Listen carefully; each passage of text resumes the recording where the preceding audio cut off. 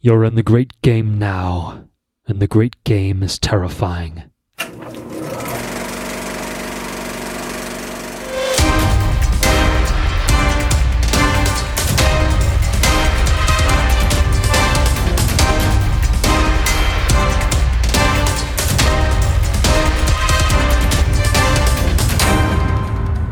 Welcome to Watch, Review, Repeat. This is the podcast where two best friends discuss the latest in film and television and then do it all over again the following week. My name is Colton Brown, and joining me is Andrew Meadows.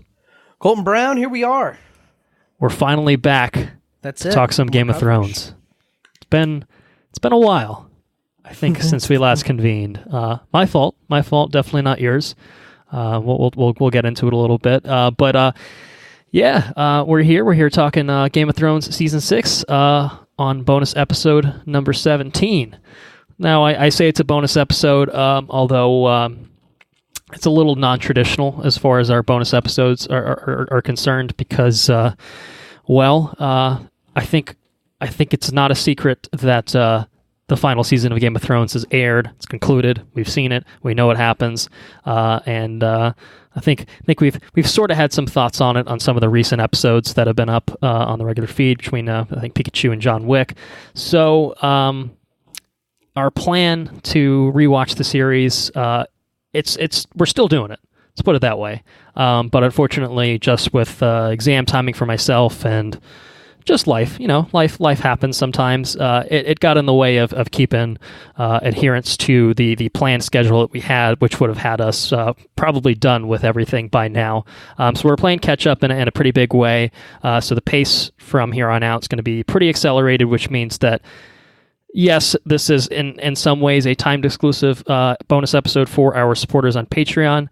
I will say that window of exclusivity is going to be pretty small, mostly probably no more than a week if I had to guess, just because we're trying to get everything up on the regular feed as soon as possible so that we can get around to talking about the final season, because boy do we have some thoughts on it. But we have some thoughts on Season 6 as well, and Season 7, which we'll talk about soonish. So on the note of Patreon, I'll give a little brief overview of it, since it's been a little while since we've done a bonus episode. For those of you listening to this on the regular feed, I'm sure you've heard this once or twice already, assuming this is not your first episode that you're tuning in. Be kind of a weird first episode, 6 seasons of Game of Thrones, kind of a weird place to jump in, but hey, no judgment. This is a judgment-free zone, except towards Game of Thrones. There might be some judgment. We offer bonus episodes on typically a monthly basis. We offer early access to all of our regular episodes exclusively to our supporters on Patreon. What we ask for is $2 a month in return, which we feel is a pretty good price point, because I think there's definitely a good amount of value there. The easiest way to do it is just to head to our website, watchreviewrepeat.com, click the premium tab up the top left, and then click the Become a Patron button, and that will get you where you need to be. So, regardless of how you're listening, if you're supporting us on Patreon, that's awesome. Really appreciate it. And if you're listening to this on the regular feed, podcasts are free. We totally get it. So we're not telling you how to live your life, but we're just throwing it out there as an option if that's something that interests you. So let's talk Game of Thrones Season 6. It was sort of adapted from a few novels. Pulls some plots from A Feast for Crows, pulls some plots from A Dance with Dragons, and we think it pulls some plots from The Winds of Winter, all penned by George R.R. Martin, or in the latter case, theoretically being penned by George R.R. Martin. But this is kind of he's doing lots of things. The man likes to do lots of things, and I don't blame him. I don't blame him at all. But at some point, I think he recently said that he's supposed to go to like a convention or something in New Zealand next year, and he said if he doesn't have like a copy of the book in hand, then the New Zealanders are allowed to imprison him until he finishes it. So it's pretty funny. It's a bold proclamation. Something tells me he's not going to live up to that promise, but I would love to be surprised. Absolutely would love to be surprised by it. At least he acknowledges it.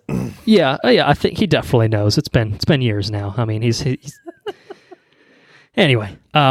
I say all that because this is basically uncharted territory as far as the series is concerned, and that they kind of ran out of book material for the most part. I mean, they've kind of condensed a lot of stuff from books 4 and 5, put them in seasons 4 and 5, and then there's some stuff that does make its way into this, but it's still they're pretty much playing fast and loose with everything at this point. They're trying to basically find their own path towards the conclusion of the series, a conclusion that will almost certainly be different than what Martin brings, but at the same time, well, I don't think they necessarily anticipated his writing slowing to a snail's pace and basically preventing them from being able to access what he had in store for them. So this is the vision of showrunners David Benioff and D.B. Wise here on out, seasons 6, 7, 8.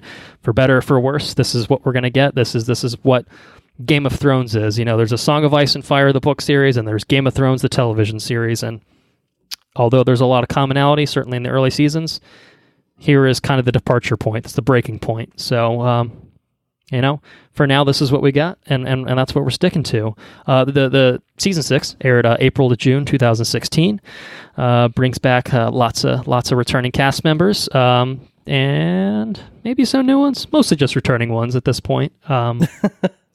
It's speeding its way towards the end game, so at a certain point you can only introduce so many new characters.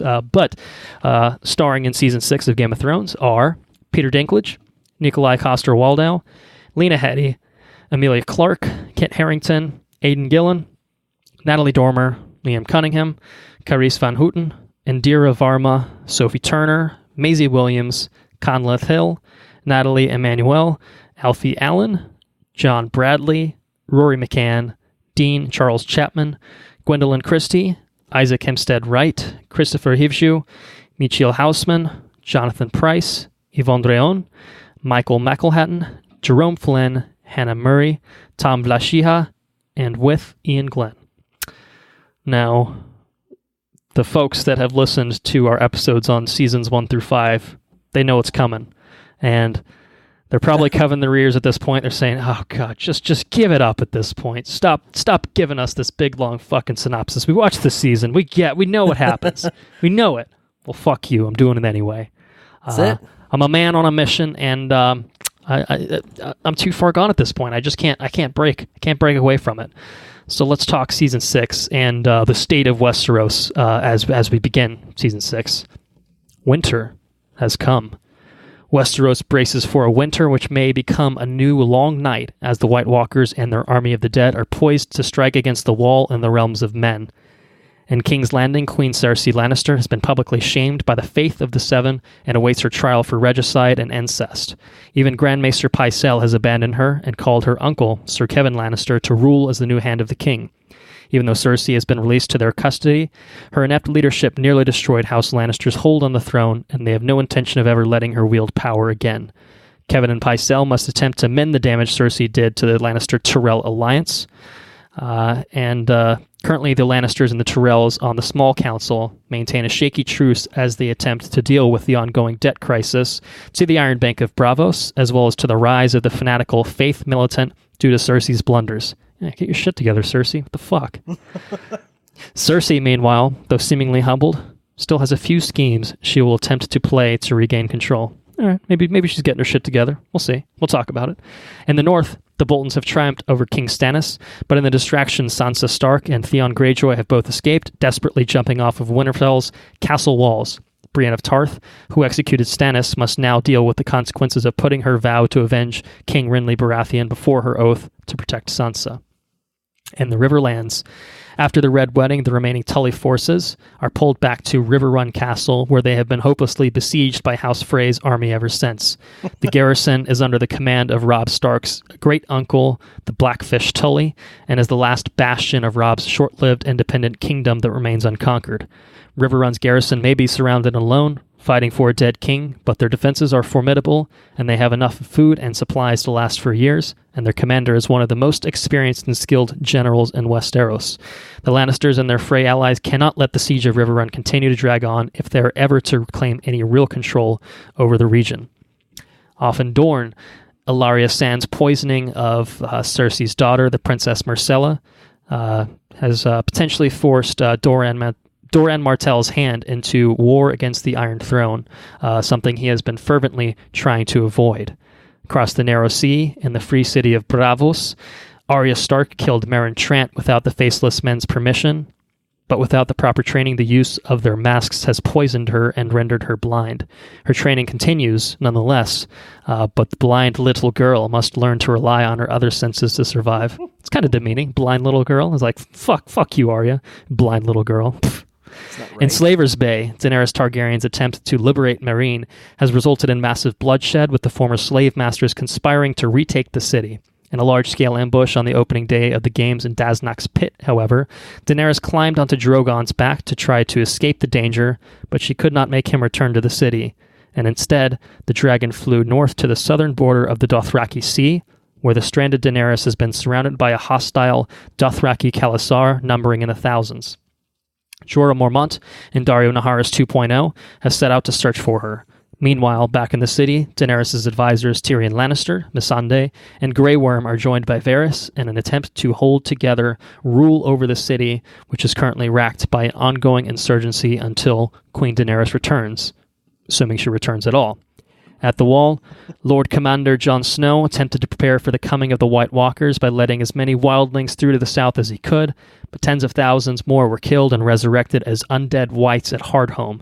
The leading Night's Watch officers, increasingly upset at Jon's proposed alliance with the wildlings, have staged a mutiny and stabbed Jon multiple times until he fell. However, just before the mutiny, Jon Snow sent away his good friend Samwell Tarly to go to the Citadel in Old Town to train to be a new maester to replace Maester Aemon after his passing. Sam takes Gilly and her young son with him, and Old Town, the second largest city in Westeros, apparently. Interesting. Is located in the southwest of the Reach. Interesting as well. Is the House Tarly castle seat at Horn Hill. And, well, let's just say that Sam and Gilly face a long and difficult sea voyage before they hope to ever reach the Citadel. Distracted by the political intrigues in King's Landing, the exhausted lords of Westeros must now brace for the rise of the Kraken, the Ironborn, led by House Greyjoy. Early in the War of the Five Kings, Balon Greyjoy declared the Iron Islands' independence and raided the north while the Stark's army was fighting in the south, although they've remained relatively uninvolved ever since. But now, the Ironborn's massive fleet remains at full strength, a fact lost on the major powers of the mainland, who have been exhausted fighting each other. And all of this changes with the sudden return of Balon's exiled younger brother, Euron Greyjoy. Euron, that's right. It's maybe how we feel about that character. I don't know. We'll see. Cunning, ruthless, manipulative, and a cartoon character. I mean, more than a little insane. He strikes fear even into the other Ironborn. He pushes for the Ironborn to launch massive new offensives and against the other kingdoms, not simply to raid, but to hold and conquer territory, as his ultimate ambition is nothing less than to conquer all of the Seven Kingdoms. But he is opposed by Balon's daughter, Yara Greyjoy, who urges that the Iron Islands must preserve their strength and engage in diplomacy with the mainland if they are to survive. Now, thought we were done. We're not. One more to go. As the winds of winter begin to sweep through the south, far beyond the wall, the young Brandon Stark has been staying with the last of the children of the forest and his new mentor, the three-eyed raven, in order to own his abilities. Bran will not walk again, but perhaps, just perhaps, he has learned how to fly. Season 6, everyone. There you have it. Very, very exciting. Things are looking pretty good. Talked about season 5, and I think we had a consensus pick that it was the worst season of Game of Thrones through the first 5, and I think we made a remark to the effect of, well, there's nowhere to go but up from here, right? And I don't know. We'll talk about it. Do you? Well, I think we're ready to talk about it in non-spoiler fashion, of course, before we get into it in further detail. But I think overall, there's some improvements. I think. Okay, that was going to be my question. Have we gone up from season 5? I think we have. Well, I think we have. Okay. I think that there are, especially in the sense that there's some very good. I think there's some very good battles in this one. in a different fashion than I think we haven't seen before. I don't think we've seen quite the kind of battle that we see in this season, which is pretty interesting. There's some big events, which is cool. Big power plays, which is definitely cool. I like that. There's some characters that there's a character in general that stupid, and I don't care for him. Was it a character that I just mentioned, or is it someone else? No, I think it might be a character that you've mentioned. Yes. Okay.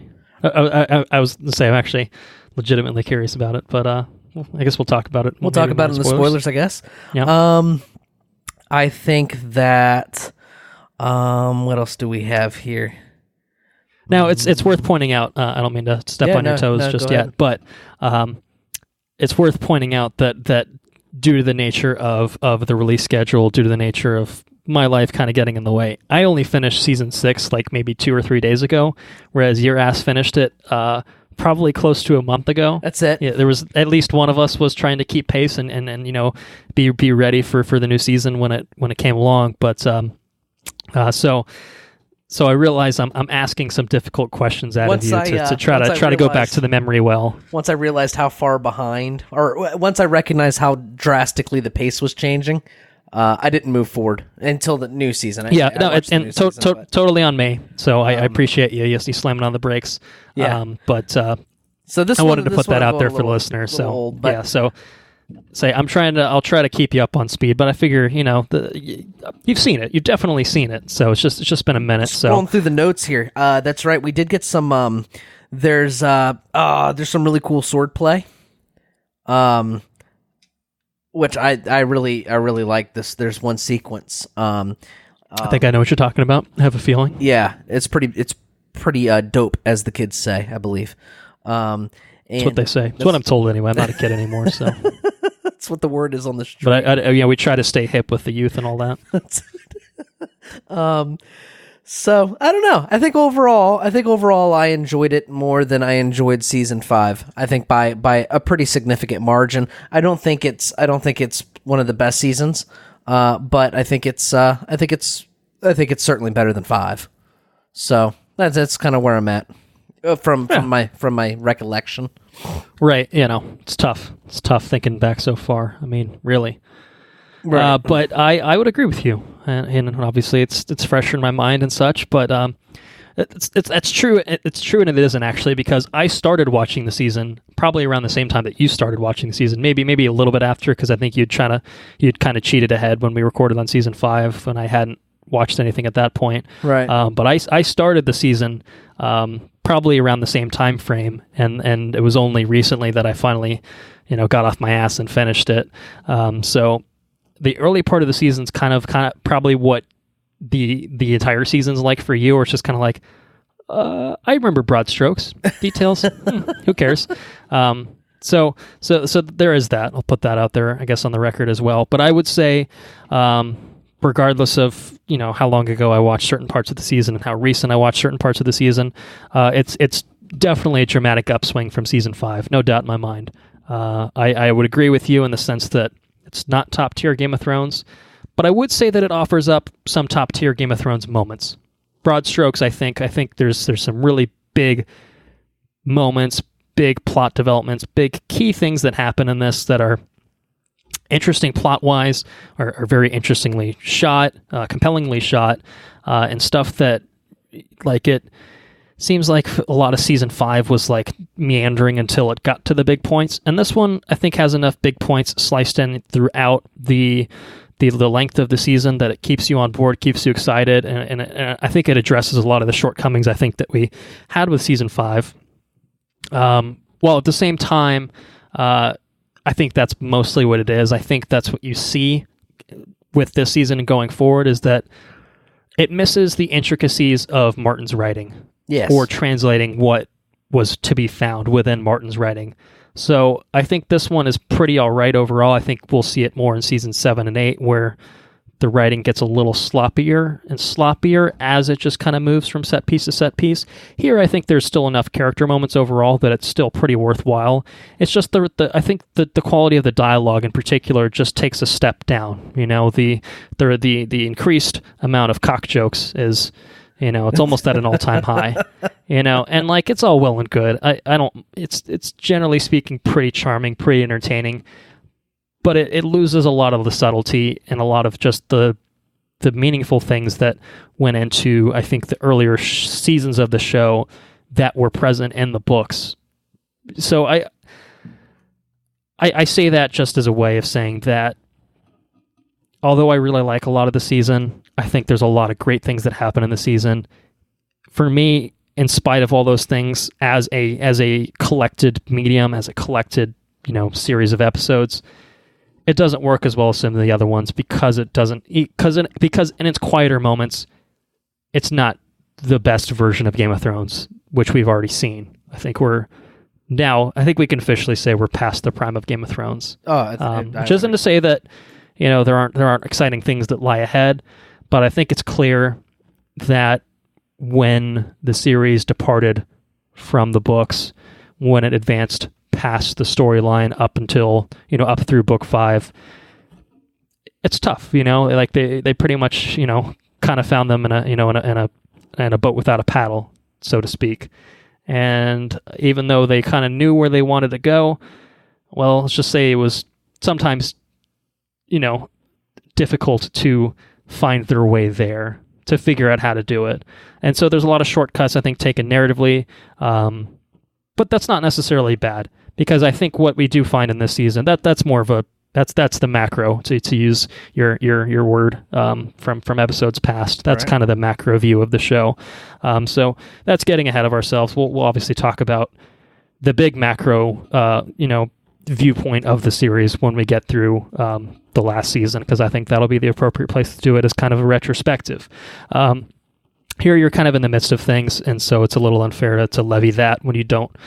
I mean, we know what's coming, but theoretically, if you're, you know, listening alongside for your first time through or something like that, then we've tried to compartmentalize things as much as possible, so we don't want to get too far ahead of ourselves. But I think that looking at season 6 in the micro, I think that what is here is compelling enough for sure. There's some really great character moments overall, and I think the way that the season ends is possibly one of the strongest ends to any of the seasons in particular.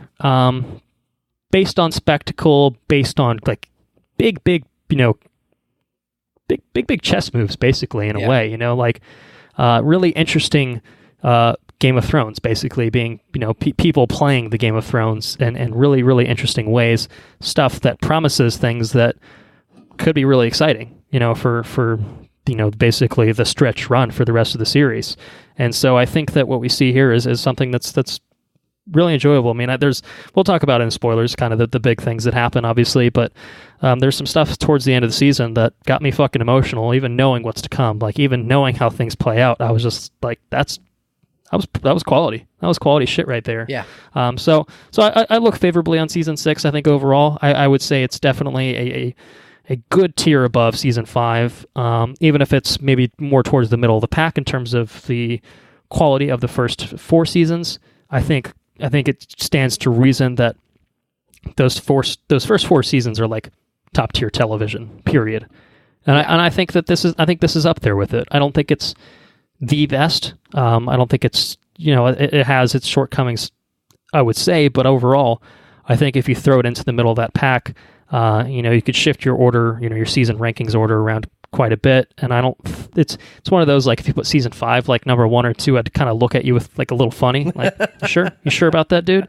But if you put season 6 in that bunch, I'd be like, yeah, I mean, I don't know if I would necessarily agree with that, but I don't think you're wrong. Right. And I think that's been true of most of the early seasons of Game of Thrones. And I think that this one feels like, okay, we've taken some of the lessons that we should have learned from season 5 and maybe kind of going into that uncharted territory, and now we think we've fixed it, or, you know, we think we've kind of addressed the shortcomings there. And I think overall they did a pretty good job, and so I'd say I'm happy with season 6. Obviously, took me a long ass time to get through it. I don't think that's reflective of the quality of the show itself. That was purely external factors I would point to. That's feels like that's mostly what I have on season 6. You gonna take a dive into the spoilers? The spoiler pool? Yeah, I mean, I don't know where else to go. So let's do it. Full spoilers for Game of Thrones season 6. So, well, there's obviously a couple of big things that happen at the end of this season. So I figured maybe those are probably the best places to start with. Okay. Because I think we've kind of done that. Start with like the big spectacle type moments. I actually want to start with. Go ahead. What's that? What were you gonna say? Yeah, I was gonna say the biggest spectacles when they blow up the sept, right? Well, right, yeah, it's a big ass fucking explosion. So that's what I figured. I figured we could start. Yeah, it's ridiculous. Yeah, so the destruction of the great Sept of Baelor marks a pretty intense moment. A pretty big, like I said, a pretty big chess move. I mean, and one played out by Cersei Lannister of all people, who, as we know, seems to think that she plays the Game of Thrones a lot better than she actually does. And like she's playing it fucking good right here, right? Say what you will about the Faith Militant and all that, but I think Cersei made a corrective maneuver here.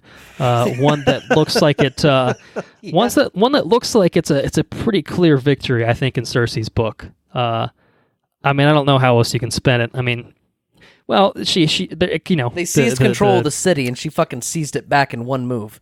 Boom. Right. Done. So what's the Thanos quote? The greatest sacrifices require the strongest will, something like that. Yeah. So she there are hardships that come as a fallout of her actions here. At what cost? But overall, I think that Cersei's power play here is certainly the strongest political maneuver she's pulled off in a good minute. Overall, I mean, she seized control of no more Faith Militant and no more not Martells. What are they? Well, the Tyrells are basically wiped off the map at this point. Exactly. With the exception of Lady Olenna, who went home. Did leave King's Landing maybe only a few days prior to Cersei's trial, where everything unfolded. So yeah, I mean, she's on trial for her crimes, at the hands of the Faith Militant, blah blah blah. And let's just say that Qyburn and his little birds cooked up a little scheme to get some wildfire cooking down below, and boom, things pop off in a green fiery fashion. But I mean, I gotta say, just happy about it. From a technical standpoint, I guess I could have talked about this a little bit more in non-spoilers. I think it's true, as is true in the series' lowest moments. Technically speaking, it's a brilliant season. I think that you see that particularly on display here, just with Ramin Djawadi's music, the score, the way the whole, like, pretty much the first 15 to 20 minutes, I think, of the final episode, The Winds of Winter, is just the slow build up, and then the horror that Marjorie particularly realizes when why the fuck isn't Cersei at her own trial, and they try to escape. And then, Faith Militant being absolute shitbags are like, you gotta, no, we're not letting anyone leave. Even the High Sparrow has a moment of oh shit on his face when he realizes I might have overplayed my hand or something like that, and so I think just from a technical standpoint, it's fucking so cool to see it build up. We as an audience, I don't know. I mean, I feel like even watching it live, when it aired in 2016, I don't quite know what was going to happen. We knew things were going to pop off in a big way, but I think when it does happen, and Lena Headey is just kind of, she's over, I guess, the Red Keep, got her fucking badass black garb on and stuff like that. She's fucking. She's going for it, man. Yeah. She's going for it. And when it actually happens, you just see kind of the smoke just billowing up, and she's just sitting over there, drinking her fucking glass of wine, goddamn, I'm awesome. It was a great moment.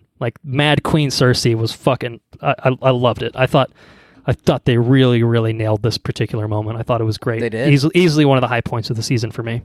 And her fucking son just dumps off the balcony. And then Tommen. So that's I think the biggest cost that comes to Cersei, right? Because she knocks Marjorie off the board. She knocks Loras off the board. Guess she's not getting married to Loras at this point. Oh well. Mace, old dopey Mace Tyrell off the board. High Sparrow, the entire Faith Militant off the board. Kevin Lannister off the board. Pycelle, one of the biggest shits in Game of Thrones, finally off the board. But then Tommen. Tommen's the one, the sweet little Tommen.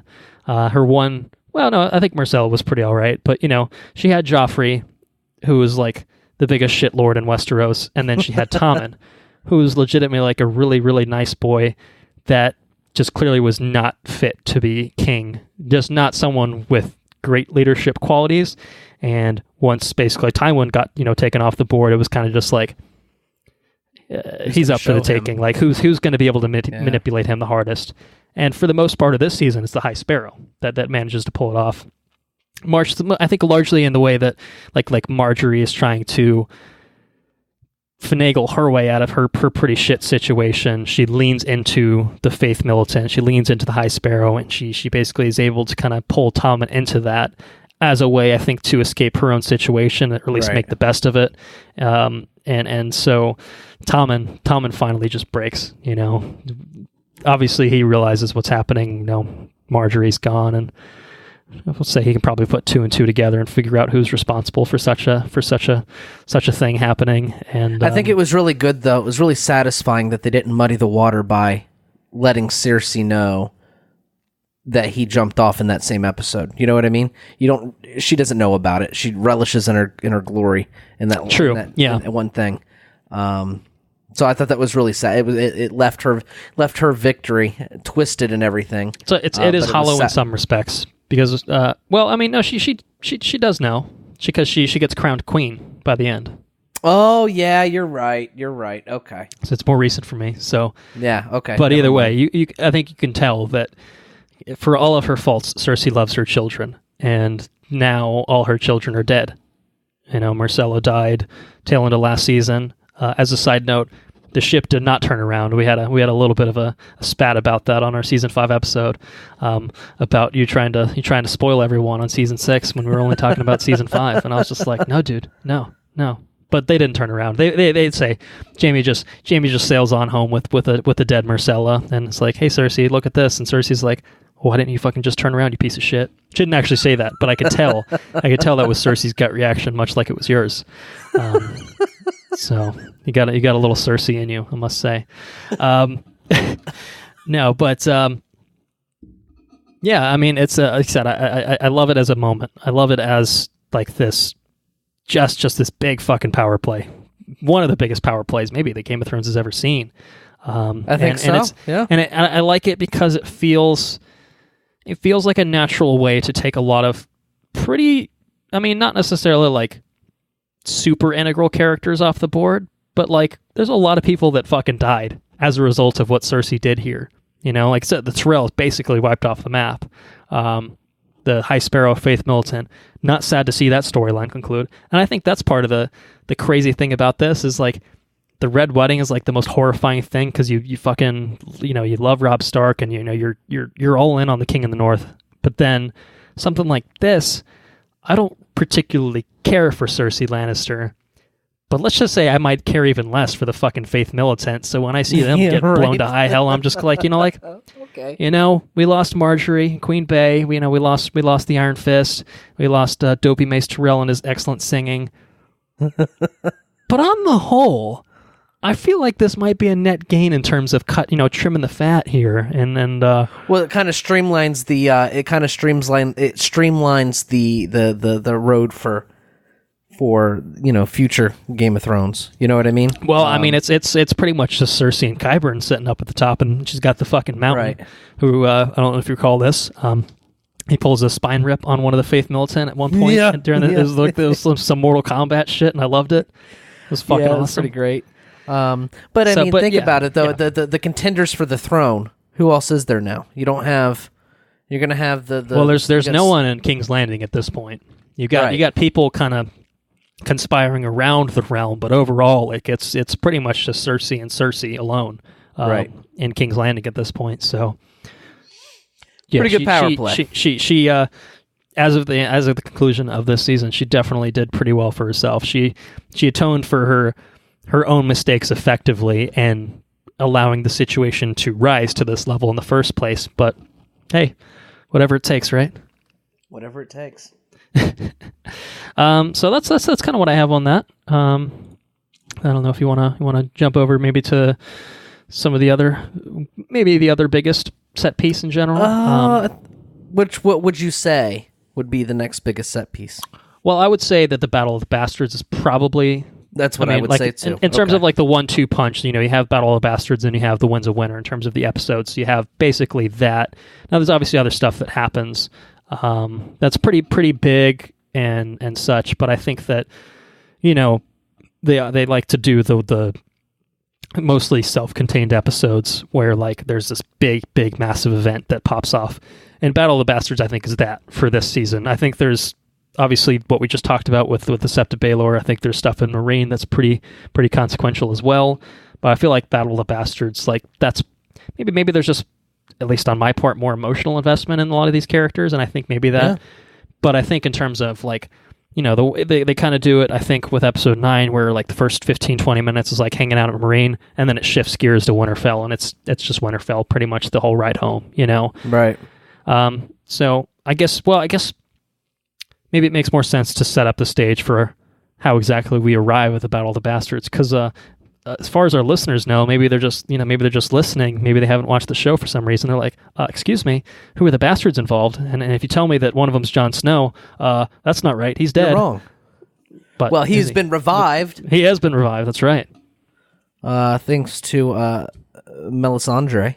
Yep, Lady M. Melisandre working that red god magic. At the request of Davos, nonetheless. No less. So, very interesting. So, obviously, things didn't work out for Jon Snow at the end of season 5 when he got, stabbed in the heart and a few other places by the sworn, brothers of the Night's Watch. But Jon Snow gets the last laugh.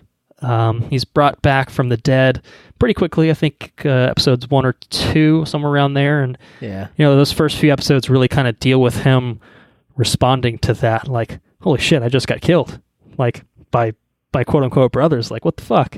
And so it's really interesting to see that.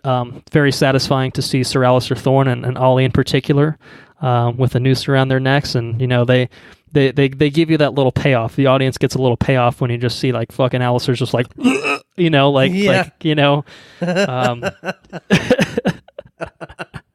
a dick. And you're just like, yeah. He died a dick too, though. He wasn't like that. What was that jackass that they brought up from King's Landing? Slint, Janos Slint, right? Yeah. Yeah, he wasn't. Like I'm sorry. I'll go there, Lord Commander. Yeah, Alistair's just like, I'll do it again. Fuck you, bastard. Twat. Oh, hey man, yeah. he was a man that stuck to his principles. But it was cool, though. That's the nicest thing we can say about Sir Alistair Thorne. I really like that line where John walks out at the end. I remember it after a month and a season of Game of Thrones. He walks out and says something along the lines of, it's about his, I've honored my oath. I died for it. So I'm no longer a brother when he walks My out. watch has ended. That's it. It's good. Yeah. I like it. I love that. I remember seeing that like live for sure and being like, like this is fucking awesome. This is so cool. I loved it. I just when he walks out John, on him? Yeah, like and like I mean like dude got fucking killed. You're just like, yeah. That's, I mean, and it's maybe it's a loophole. No, maybe the White Night's Watch didn't consider the fact that, well, what if our brothers dies? Has he been released from his oath in a manner of speaking?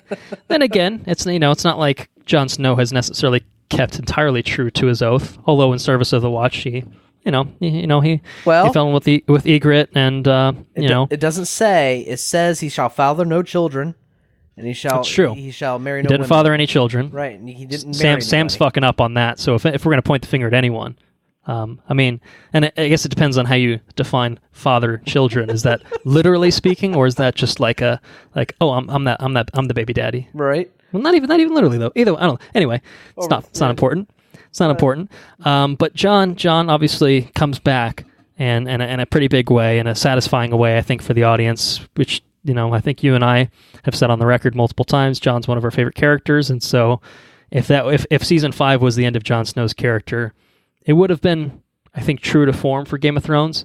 But this is one of the few times where the audience gets a win, and seeing John come back and take, revenge on that, on the traitors, satisfying to watch. Yeah. But it's also interesting, I think, in a character way, because John is at this real fucking existential crisis where he's just like, I'm fucking dead, but I'm fucking alive.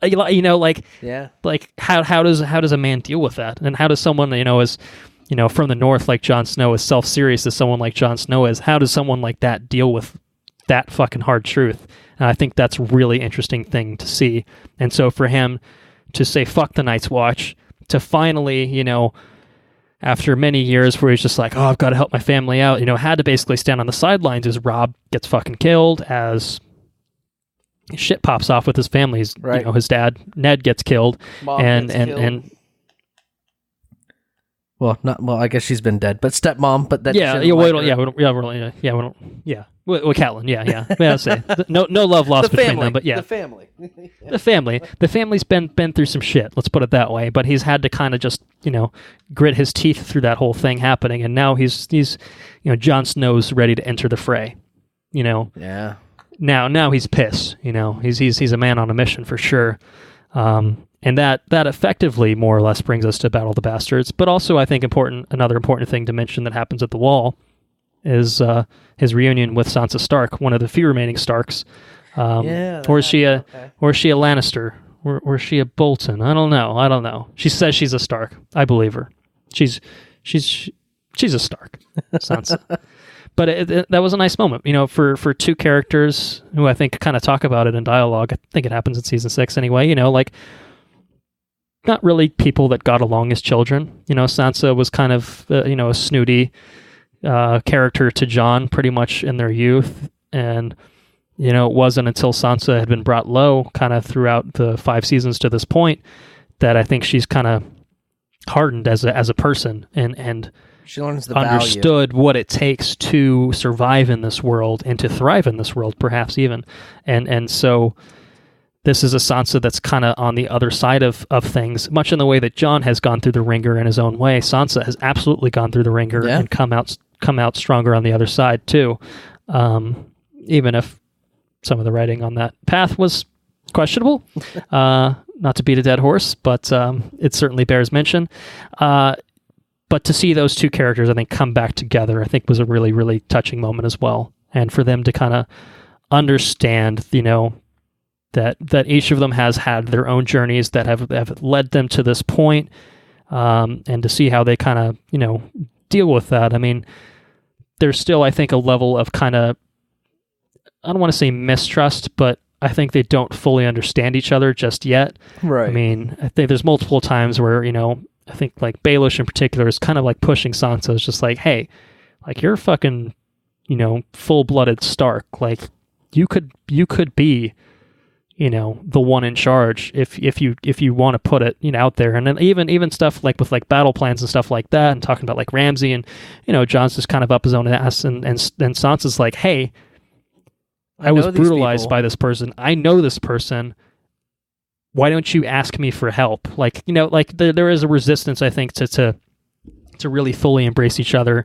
And I don't think that's really a conflict and necessarily, but you can see it's not all, peaches and roses and anything like that. Like there's still a little testiness, I think, to what they're dealing with. I think largely as a consequence of the fact that you've got shitlord Ramsay Bolton sitting at home and Winterfell, smelling his own farts, having a grand old time. And I think that obviously forms the crux of where the end of the season goes with, we need to take our home back. Like Winterfell is under control by a fucking absolute monster that, rapes people for fun, flays people for fun. Someone that, well, he's actually he more or less fits right into more or less in the world of Westeros and the world of Game of Thrones, but he's not a good guy. No. And he needs to go. And so that's where you lead into the Battle of the Bastards. So long setup for that, but I figured it's worth backtracking somewhat. So Battle of the Bastards, I mean, what did you think about this as a conflict, as an episode, all the aspects of it?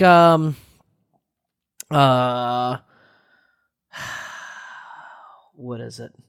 I think it's one of the few fights. It's like medieval. It's like straight up medieval warfare. I mean, and I know you get little tidbits here and there, but this is like, I don't know. It just feels different. You know what I mean? It's just open field, and they did a really good job of conveying like the claustrophobic nature of being trapped on the ground. I think that's what separates it. Yeah, is the fact that like there's multiple times where like even you as an audience member are just like, this is just horrifying. Like it's less. I don't want to say that like some of the other stuff have glamorized like the violence. But, there's people, getting stabbed through the back of the head, through their mouth, or like people just getting cleaved in half, and it's more just like a ho ho ho kind of moment, like a holy shit moment. Whereas here, it's just like, wow, this is just horrifying and like people brutal just and like stabbed in the stomach. You're just seeing like piles of bodies just building it to the point where you can't even tell that it's a pile of bodies, and like everyone's just covered in muck and shit and blood, and it's brutal. It's nasty. It's nasty. John's looking on the ground. He's struggling to get up. He can't breathe. Yeah, and John, it's like, you imagine if fucking John gets brought back from the dead and then he just fucking suffocates because he gets basically stampeded by his own men, like fucking Black Friday Walmart style. You know what I mean? Like, but I thought it was pretty excellent. And then Sansa and Littlefinger coming from the Vale. That's right. Yeah, they swoop coming in the clutch, save the day. Saving the day, which I think are, now that I look back on it and I think about it, I can definitely see the inspiration. I think who was that? Was that James that we were talking about that with? Talked about the inspiration for the way that was shot was from the Two Towers. Oh yeah, okay, yeah. That's right. Which is really, I mean, once you sit there and think about the way she comes in, or the way they come in, I should say, you can definitely see that inspiration there. But it's really cool. It's a really cool episode. And it's the end of it is very satisfying. You have Jon Snow just pummeling. He has that, you had that whole sequence where he grabs that shield and he takes the arrow and takes the arrow and takes the arrow, and then he just hops on top of him and pummels him to near death. That was really good. It was very I think satisfying. there's a lot of satisfying moments in this like season. Like I'm trying to think. I mean, like, so we lose Rickon Stark, which I guess is sad or whatever, but like Rickon wasn't a character. No. And that's true of the books too. He's basically just wanders around, and he's too young to know what the hell's going on, so he's just kind of a useless person that gets he's just over there in the corner, it's fine. So we do, it's not like this victory doesn't come at any sort of cost, but like Rickon sucks, but like, as an audience member, it's not something that like makes me feel like, oh no, like it's not a Robb Stark, it's not a Red Wedding type death or anything like that. But you can see it motivates Jon for sure. No, for sure. I mean, and it almost fucks him, over entirely as a result of his love for his half brother, which I get. It's totally makes sense. I guess Rickon's not familiar with the concept of zigging and zagging about, but what are you going to do? What are you going to do? That would be too easy, I suppose. I mean, Ramsay basically almost single-handedly defeated Stannis' army by just silently riding in and burning all of his stock, his food stocks and stuff like that. So I'm sure that Ramsay could have nailed a shot from about 17 miles away as Rickon's zigging and zagging. So it was quite. It is shot. what it is. It was, not a bad shot. Definitely not. Definitely a pretty good shot. But yeah, I mean, in terms of how it's shot, it's really good. It's really good. I think the resolution 1-1 who does end up dying, another sacrifice to see one. I mean, 1-1 tanked a lot of fucking arrows, let's put it that way. Yeah, he did. Yeah. Tanked a lot of damage. Like he busts his hand through the door and like he like rips part of his fucking hand, like just like pulling it back. It's like it's some pretty hardcore shit. Giants are tough bastards, let's put it that way. It's kind of sad though. But yeah. It's pretty sad. Just to see him go out Let's say at that point he had basically committed everything to the cause, broke through the front gates of Winterfell. We can hold out here for years, and well, that lasted about 2 minutes. So there was that. Satisfying to see Ramsay go down. And as a side note, to see, I guess, Roose go down very early on in the season. That's right. He gets got by Ramsay himself, along with Wanda and newly born child, I think, at that point, which is pretty heinous, obviously. Ate by the dogs. Yeah, that was terrible. But it's interesting, like, so they have, so a lot of the middle part of the season is about Jon and Sansa trying to rally the northern houses to their cause, saying, yeah, I'm a Stark, yo. And so we have like the small John Umber and whatever his fucking name, Karstark, who side with Ramsay, which is interesting characterization. There's kind of, I don't know. The last we saw of the Umbers was your meat is bloody tough. So I think we can assume that the great John is no longer with us. Maybe died at Red Wedding, something like that, even if it wasn't actually seen. But you have some pretty fiercely, what you'd think of as fiercely loyal northern houses that switch gears, support Ramsay. But then you've got Lyanna Mormont, who is the baddest motherfucker in the land, if you ask me. This is another one, like Lyanna's kind of taken a life of her own, I think, after the season, like after it aired. But like even in the moment when I was watching, I'm just like, yo, this got some. This girl is seriously the baddest motherfucker, for real. She's great to watch. She really is. She is awesome. Yeah, I think the actress has like no acting credits like besides this. So like I don't know where they plucked her out of, but damn, they fucking nailed that. She knows how to break dance. Did you see her break dance? She's fucking great. She said it wasn't her. I saw it, but then I think the actress on Twitter was just like, yeah, not me. Sorry though. Oh. But I can understand people thinking like this. She could do everything. She could do it all. She was pretty great. Yeah, I loved her. I love the fact that he only gets like 50 men from him. I think 62. I think 62 is the exact number. We come all the way out here. We're not a large house, but we are a proud one. It's pretty good. So they fight. Every Islander fights with the strength of 10 mainlanders, something like that. And that's gonna be that's gonna be one of. I mean, it's no reason why. It's no surprise why she's a badass. I mean, you got Jorah Mormont, you got the Lord Commander Mormont. Lord Commander. Every single one of those guys are badasses, right? Mm-hmm. So it's no surprise that she should be one too. Yeah. Mormonts have it going on, that's for sure. That's it. I agree. So Battle of the Bastards, very cool. Happy resolution. Ramsay gets eaten by his own dogs, which is pretty. We're very hungry. Yep. Definitely pretty brutal. But obviously, to see Sansa have her moment of comeuppance there was great. Very satisfying as an audience member, obviously extremely satisfying in universe for Sansa, having gone through the trauma that she went through at the hands of Ramsay. To have her moment in the sun was really great. What's Littlefinger's angle? Does he just want to fuck Sansa? Is that what's going on there? I don't know.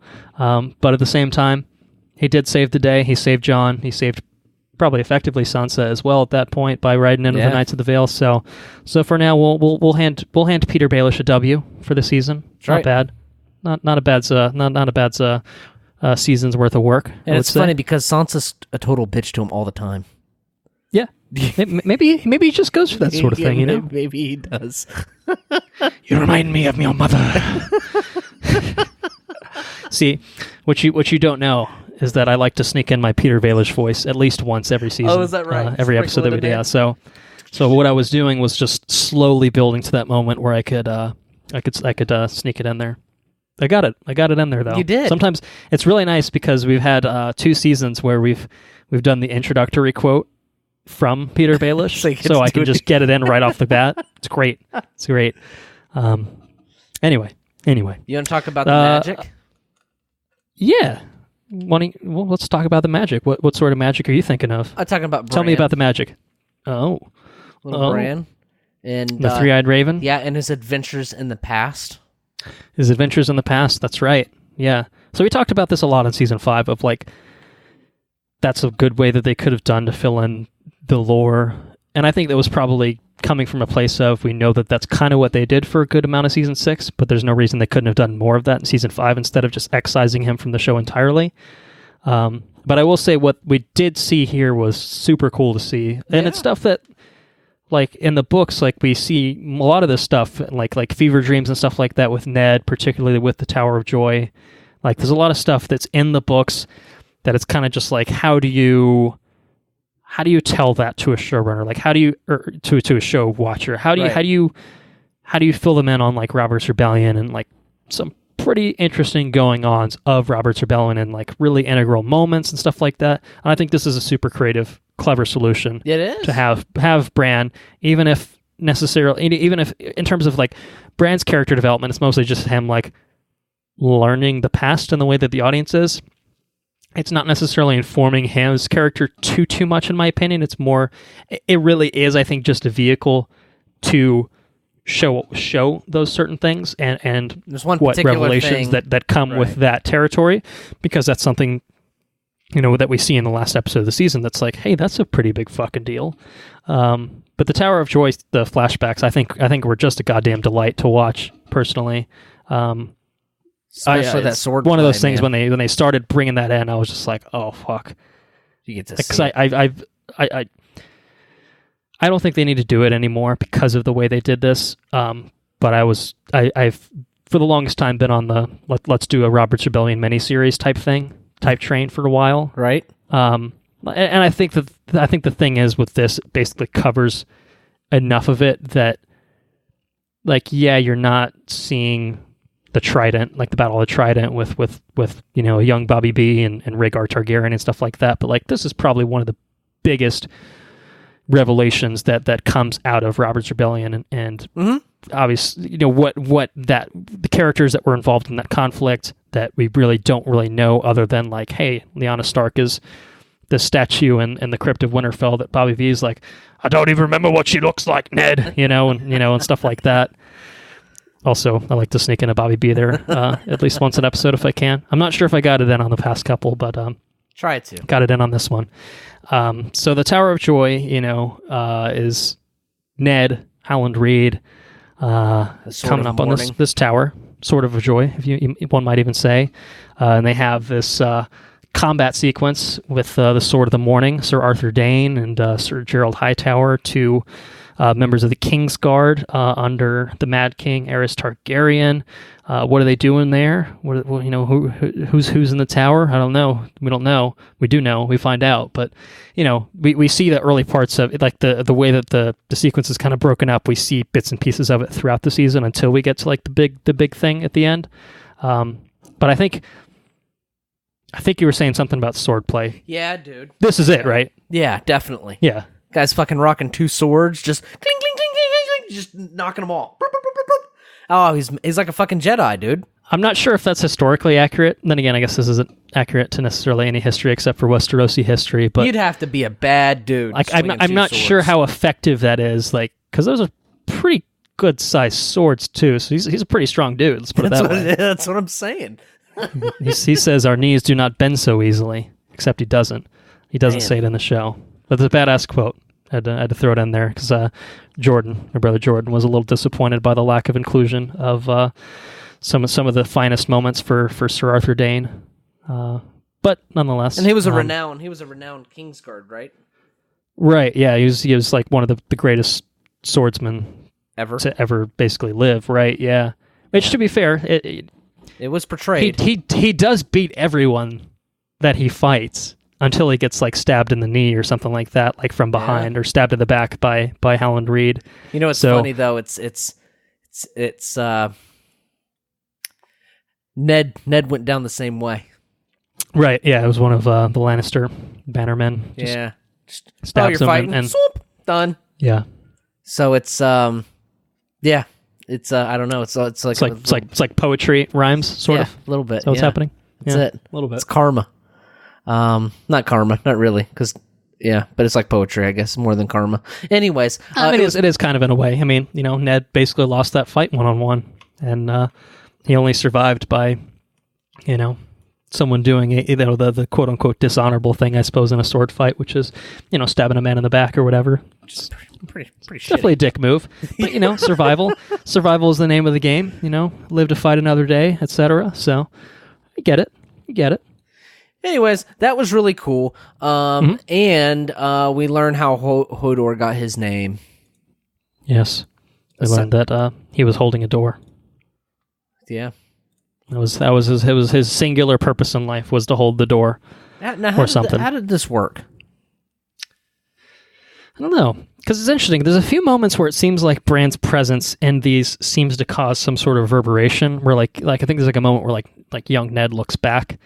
Or it could just be young Ned looking back. He's just like, maybe make sure that no one's stabbing me in the back of the knee or whatever. But like, there definitely seems to be echoes throughout time.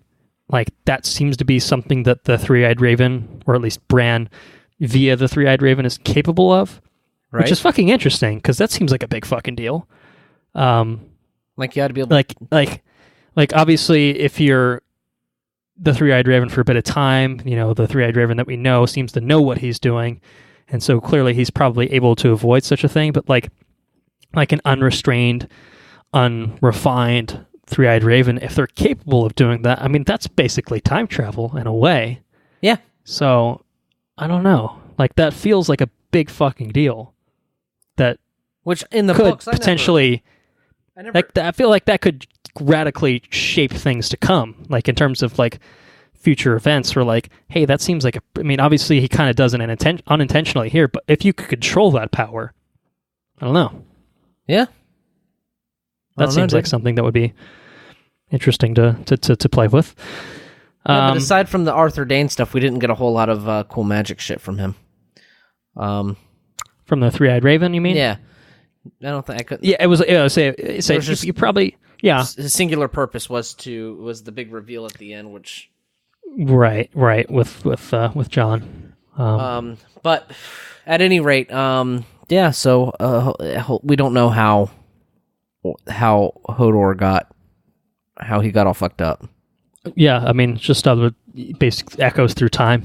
Bran, or I guess Mira is the one that says, hold the door or whatever. And for some reason, her shouting that at Bran as he's get there somehow rings out to Hodor at that moment, to Willis at that moment, I suppose. I don't know. Yeah, the mechanics of that, no fucking clue. I mean, I think it's interesting. I mean, because it's magic, because it's, what is a Three-Eyed Raven? Who fucking knows? I guess you're right. You know what That's I mean? Right, exactly. It's like that totally seems like it's fair game, but I think that it asks more questions than it answers. So it's kind of just like, are we going to talk about that? What are the implications? I think it's a great moment, though. Yeah, like, yeah, have you even thought about the implication? The implication. It's about the implication. What do you mean by the implication? The implication. Anyways, yeah. So that's cool. It's another show. It's another show. People might know of it, but yeah. I don't know. I mean, I think I would mark, as much as I really like the Tower of Joy stuff. I think it's a clever use of the Three-Eyed Raven. And that's not even to speak about obviously the big. Why don't we just get it out of the way? We're dancing around it for no reason. We basically already talked about Jon, so we can talk about what happens at the end of the Tower of Joy. We know that Lyanna Stark is in there, and she gave birth to a little babby in there. I wasn't sure if that happened this season or not. I couldn't remember. So the way that they present it is interesting. So we know that Jon is, in fact, Lyanna Stark's child, but we don't know who the father is. We can safely say it's probably not Ned Stark at this point, right? Because of the implication, right? But also because he when he walks in, I think it's pretty clear that he doesn't really know exactly what's going on. But he figures it out, in the promise me Ned kind of thing. Like we know enough to know that Ned's been hiding a secret for a long time for some reason. Savvy book readers prior to this point know who the father is. I don't think the show has given enough lore to let you make that determination. But, I mean, you can I think infer. Just casual viewers that have just watched the show season to season, I'm not sure that there's enough information to ascertain exactly who the father is, but it's still not a secret, I don't think, necessarily.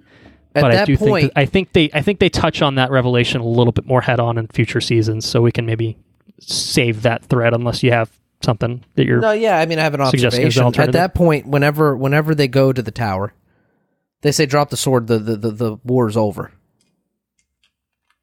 Drop the Right. sword. Oh, The yeah, war's yeah. over. He's won. Robert's Yeah. won. Right. Right. So by going up the stairs, and she says, "Promise me you'll take this secret." You know what I mean? Very obviously, she knows the war's over. Why would you promise? Why would you promise? Why do you have to make a promise that the other side won? You know what I'm saying? Right. So who's John's baby daddy? I don't know. But it sure seems like it's a scandal, doesn't it? You also realm. know that he forced himself on her, right? That was mentioned by Robert King Bobby B.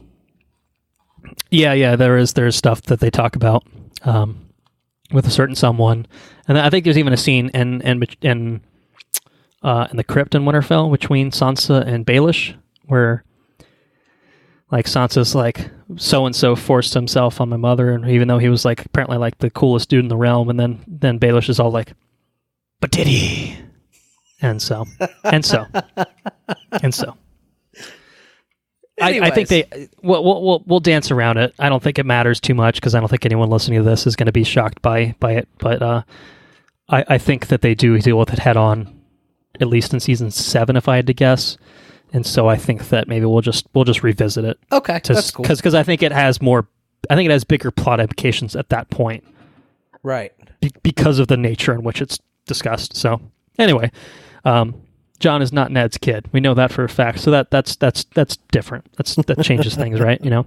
So, but I think going back more towards the Three-Eyed Raven, towards Bran, Mira, and stuff like that. I think Hold the Door, Hodor. I mean, it's a great moment and all. I think that's cool.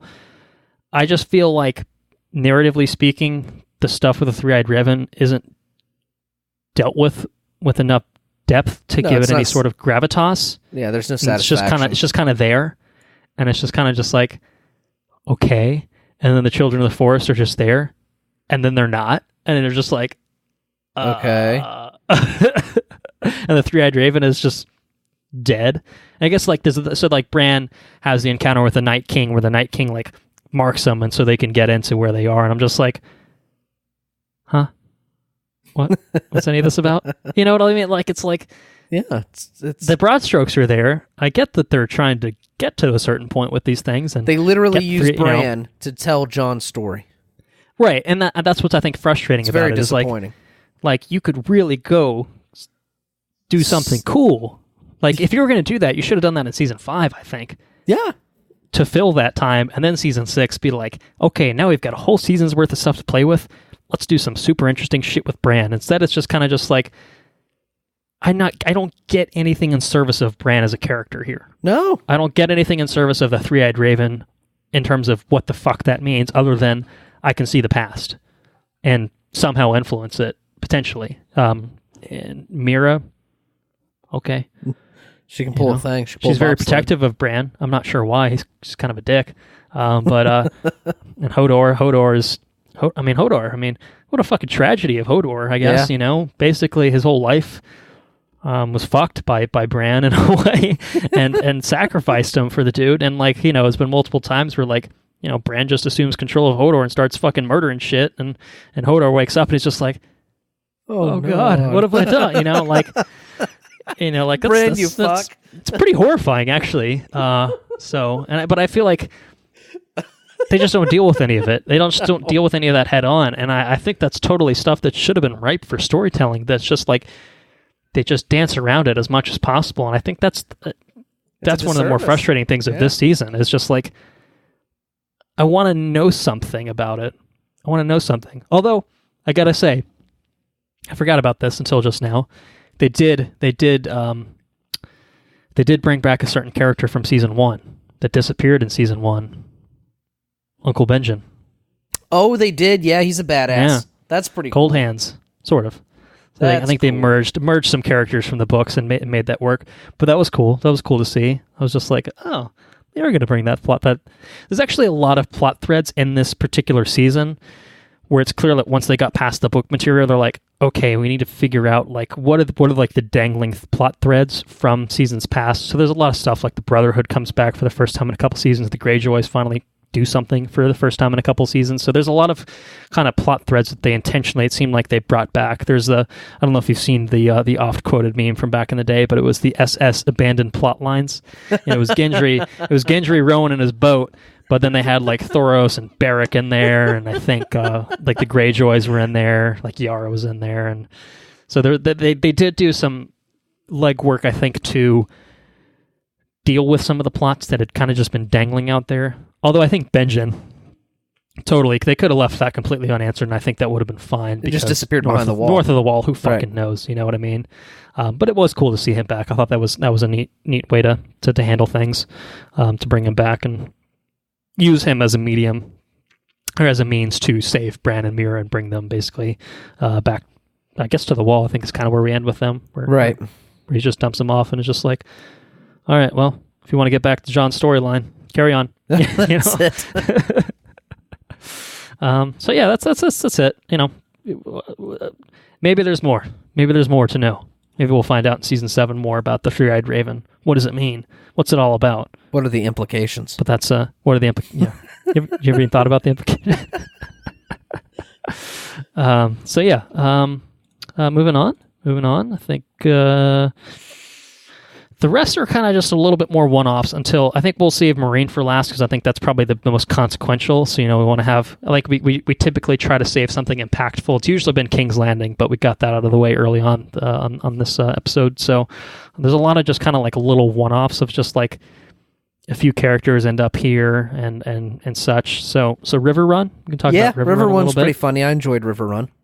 You know, it's the Blackfish is holding out at the castle there, and the Freys. I think this is the first time we see Walder Frey in ages. Another thread that they brought back after, I guess, in season 3 at least. Freys want control of River Run. The Blackfish, who managed to have the most opportune piss during the Red Wedding, is still there and says, "Fuck off! You know, this is my castle. This is my home." And so that brings an interesting storyline with Jaime and Bronn, who somehow were more interesting together in this season than they were in the entirety of season 5 when they had their whole little Dornish road trip. Yes.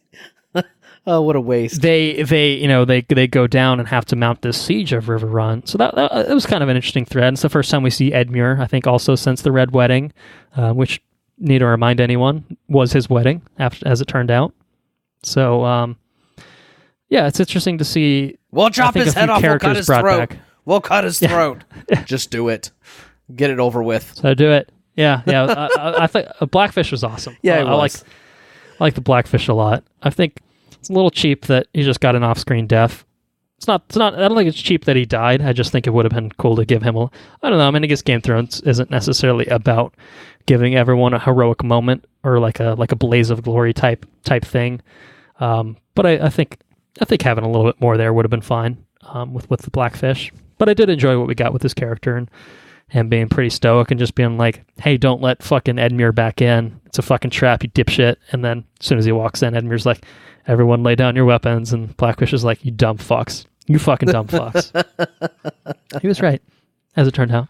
Fucking that guy. I mean, what a goober. I think the most interesting thing that happens here is Jaime and Brienne's reunion. Oh, that was really good. Yeah, I forgot about that. I think that's the most interesting thing that happens here because it's Jaime has his moment with Edmure about like, "I'll fucking launch your baby into a castle, dude. I don't give a shit. I just want to fuck my sister, dude." And like that's kind of his like Jaime's been reduced to me like Cersei, me want Cersei. Like that's Jaime's plot arc at this point. Like they've You can go ahead and throw, I think, Jaime and Brienne's development with Brienne basically into the SS abandoned plot lines for the most part. But there is that slice where he is with Brienne and he slips back into that persona. What we think is, I guess, is true persona. Maybe it's not. Maybe that was a facade. I don't know. Maybe the writers don't know. It's possible. Maybe they just forgot. We just sort of forgot that season 3 happened. Don't worry about it. They have a good moment together, and I think even like Brienne and the Blackfish have a good moment together. Yeah, and that was pretty good. Brienne, is like, is Brienne like the most honorable character in the fucking world? Next to Ned. Next to Ned. Yeah, that would be true. But like Brienne is just like sworn to Renly.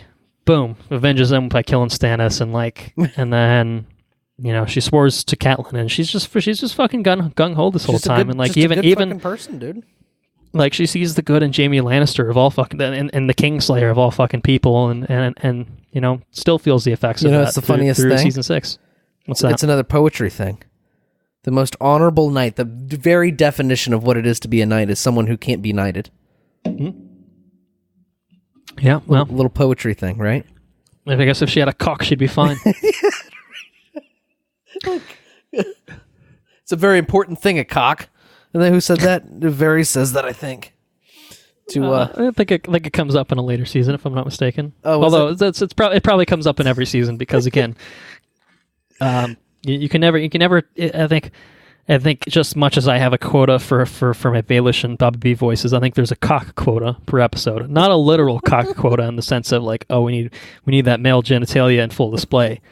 Someone must utter the word cock at one point in this episode. Otherwise, this is not Game of Thrones. This is not what the viewers are paying to see. That's it. It's not. But yeah. I don't have a whole lot to offer on River Run. I think it's totally cool. It's totally fine. What's his face, dude? He's not at River Run. He's building a church. Yeah. Isaac. That cocksucker Ian McShane. Ian McShane. What did I say? Isaac. That's not right. Yeah, Ian Sir McShane. Isaac Newton. Yeah, I think Sir Isaac Newton. I believe is also what he's been referred to in some circles. Is he really? No, because I was actually thinking about that. Well, I mean, gravity is a thing on Westeros. So, what do you have to say about that, motherfucker? Anyways, yeah. So that was a one-off little thing. Yeah, it was cool. Like Ian McShane is like the most obvious actor to play any sort of major role in Game of Thrones. I know a lot of people fan cast him as Euron before he was not cast to play Euron Greyjoy.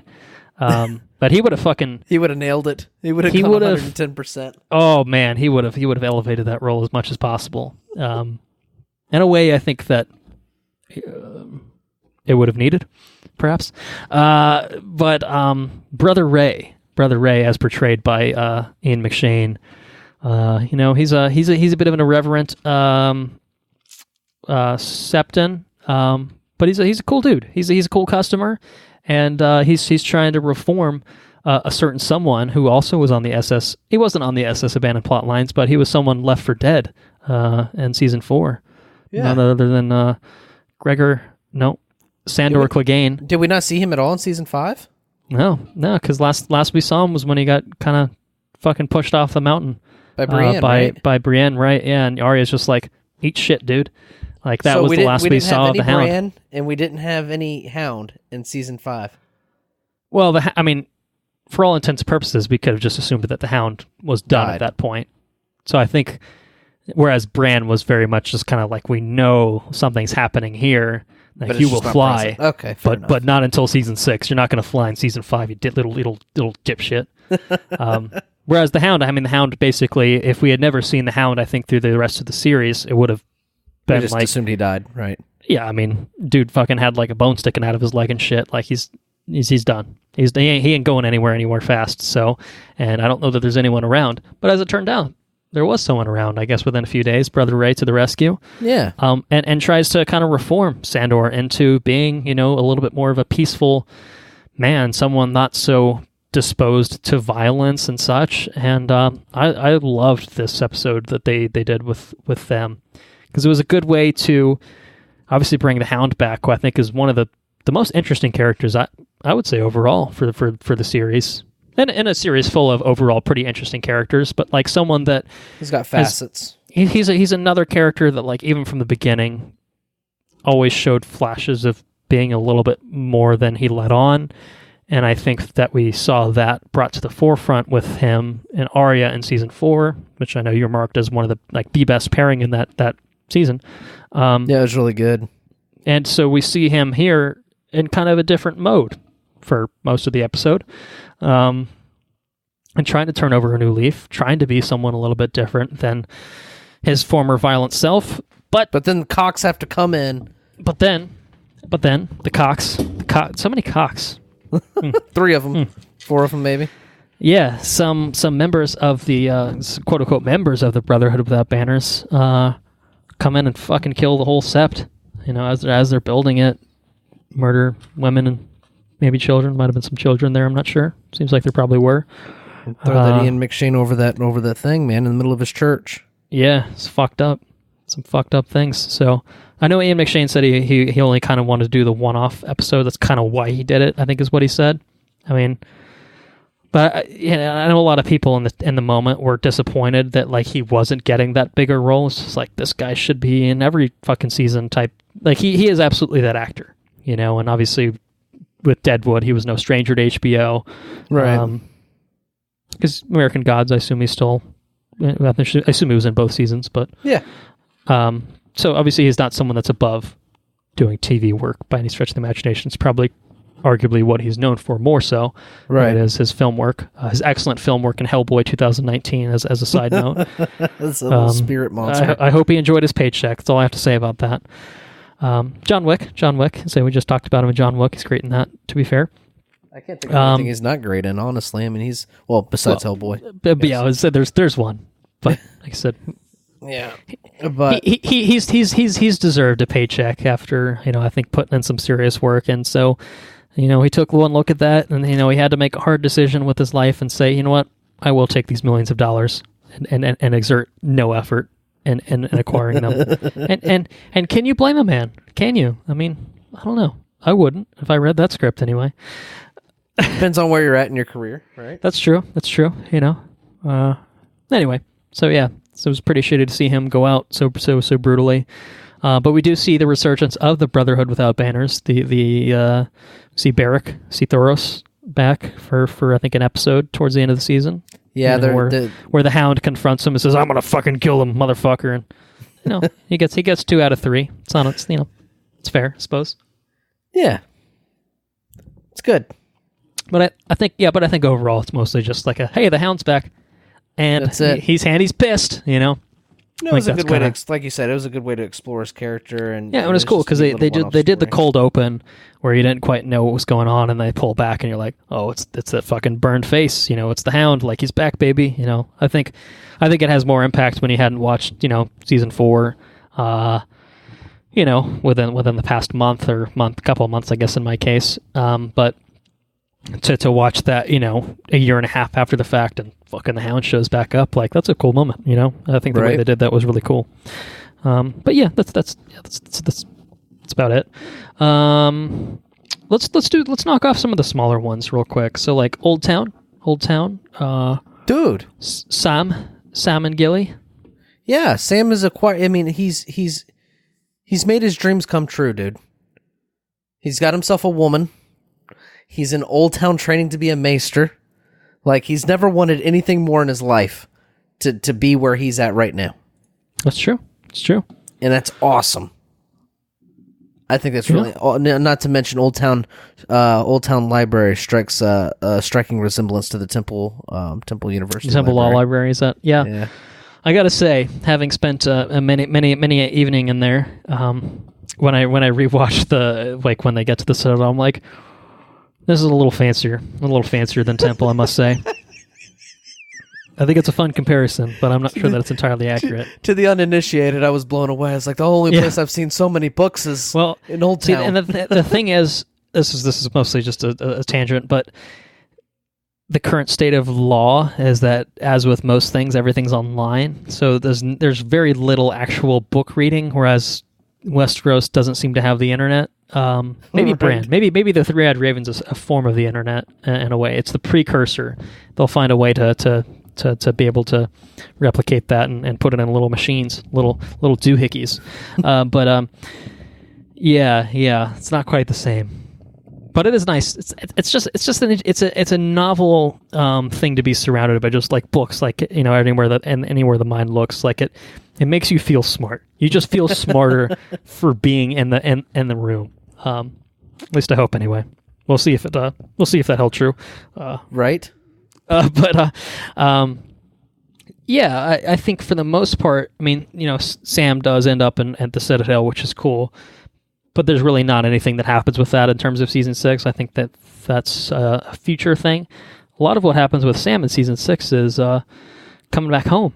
Goes back home to Horn Hill to meet up with Daddy Randall Tarley and brother Dickon.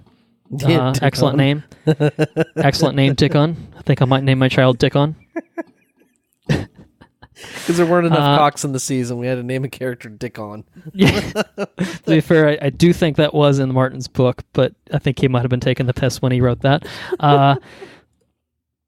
They call me Dick for short. Of course they do.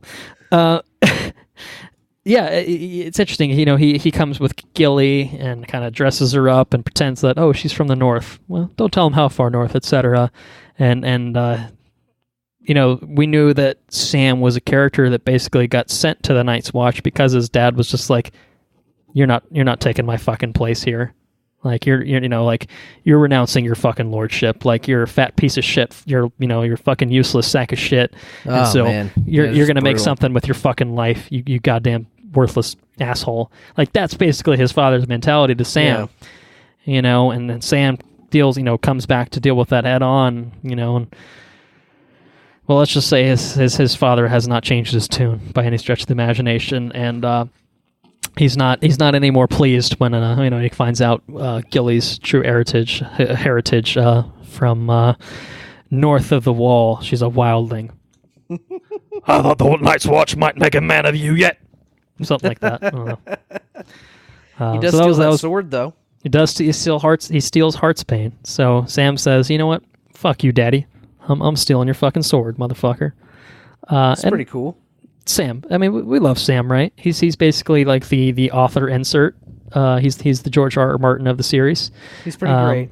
But he's great. He's really someone that I think we've definitely grown to care for since early on in the series, and to see him have again, just a nice moment of catharsis, a nice moment of, hey, you know what, fuck you, and to see him kind of rebel in that small way, it's satisfying to watch, and to see him surrounded by so many books, it's good. It's a nice moment for little Samwell Tarley. Yeah, Sam and Gilly, and little Sam.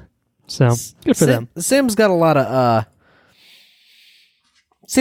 courage. You know what I'm saying? Mm-hmm. It looks like somebody just punched you in the mouth. You just got wine running down your wine. As a side note for our listeners, I don't know if can't remember if we actually discussed it on air at any point, but I think we might have at least one of the episodes. We were talking about like wine skins and stuff like that to drink out of. And lo and behold, I acquired something that it's not quite what you'd see out of a Game of Thrones set. It's not a skin. It's not a skin, but it is. It's like a wine bag. And so I've been partaking for the duration of this episode. And I gotta say, I'm a fan. I'm liking it a lot. It's very cool. It is pretty cool. Makes me feel like I belong in Game of Thrones. And as I drink more wine, it encourages me to bring out some more voices, to bring the Bobby B, to bring the Peter Baelish in, to use the word cock more often. And so I really just feel like I'm just super ingratiated into the world of Game of Thrones. And on a different note, I'm drinking water this afternoon. Yeah. Well, so it's no fun, but I might be a little tame. I didn't have any healthy drinks. But anyways, we have to talk about Dorne. There's nothing to say about Dorne. The only thing that happens in Dorne is that clearly Benioff and Wise were wise what anyway, sorry. They were wise to the fact that people fucking hated the Dornish storyline from season 5, and so they basically did a total reset on it. And so Doran, Trystane, like everyone involved just gets fucking killed within like an episode. And so like Ilaria and the Sand Snakes are like, we're in control now. That's like Dorne in a nutshell. Is just like, yeah, that all sucked. Arya Hota and his big ass axe. Still doing nothing. Don't worry about it.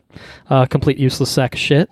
An actual useless sack of shit, unlike Sam, who, he's killed a fucking White Walker and shit. Some pretty badass shit. So that's Dorne. I don't know. Dorne is such a fucking waste in this series. Disappointing. We harped on it.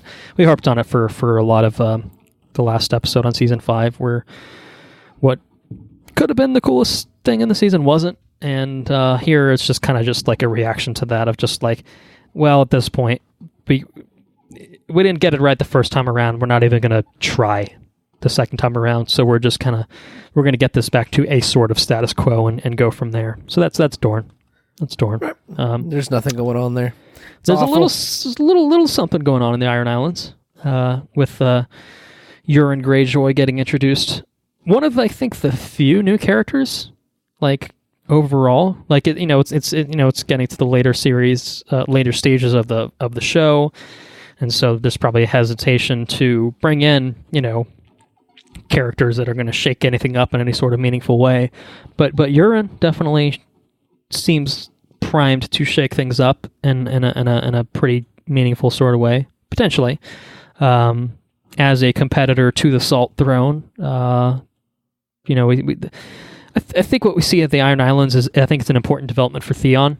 I think that's one thing that's pretty nice to see here, after the fucking horrors that he himself went through at the hands of Ramsay. To see him, I know he's not Reek anymore. He's Theon, but he's still a very different person. He's a cockless person, as we know. You got to bring that up every episode. Just remind the watchers. But he's someone that, because of his trauma, because of his experiences, and even more than, I think, largely just due to his upbringing at Winterfell, as more or less a Stark, as Ned's ward, or something, whatever the official title was. He is Ironborn, but he isn't, and so I think that he immediately, Yara kind of calls him on his shit and has been like, hey, just because you're fucking, the son of Balon Greyjoy doesn't mean that you're, you know your shit. And Theon's like, I don't fucking know my shit. You know your shit. Like, you should be fucking queen. And Yara's just like, oh, well, okay. I should be. You're fucking right. Yeah, absolutely. And so I think it's an interesting turning point for Theon to embrace his heritage, but also to embrace his family in this sort of way.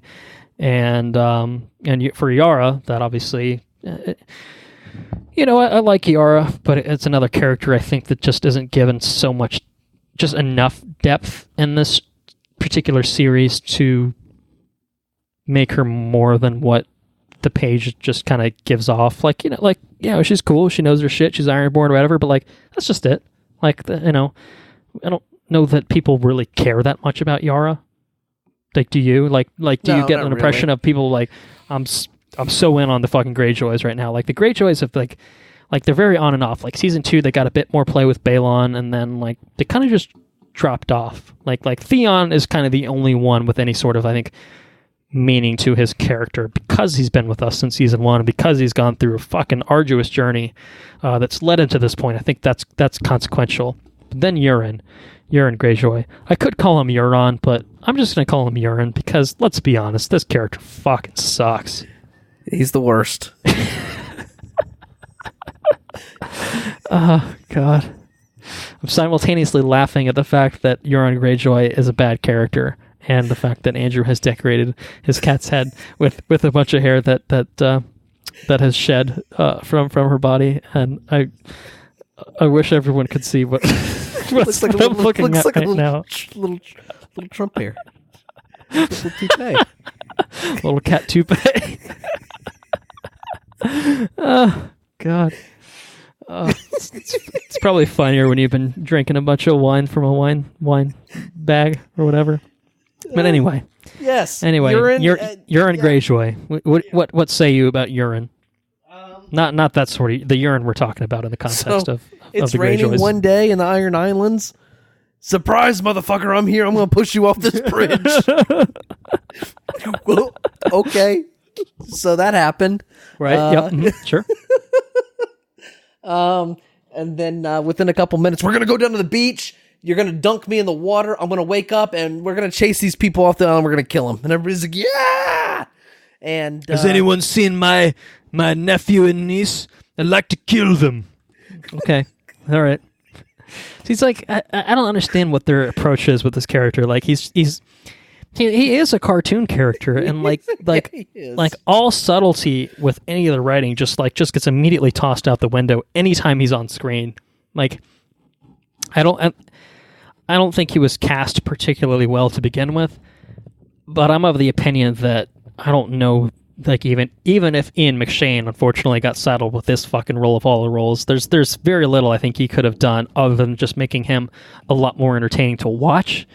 As someone that is just a cartoon character in this world of people that actually mostly feel like realized people, I think that's what it is. Like, and I think a lot of it is just so late in the game. It's just kind of like almost it's too little, too late to try to introduce any sort of real meaningful threat in the form of Urine. You know, it's just kind of like, why bother at this point?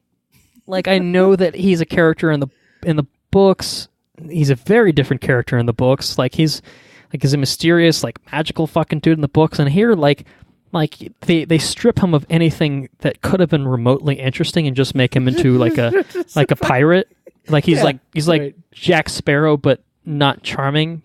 But I guess he's not Johnny Depp, so I guess he's got that going for him or whatever. But like, just a weird tonal mishmash with most everything that we've seen in the series to this point, and even in this season, which I would say, you know, the dialogue.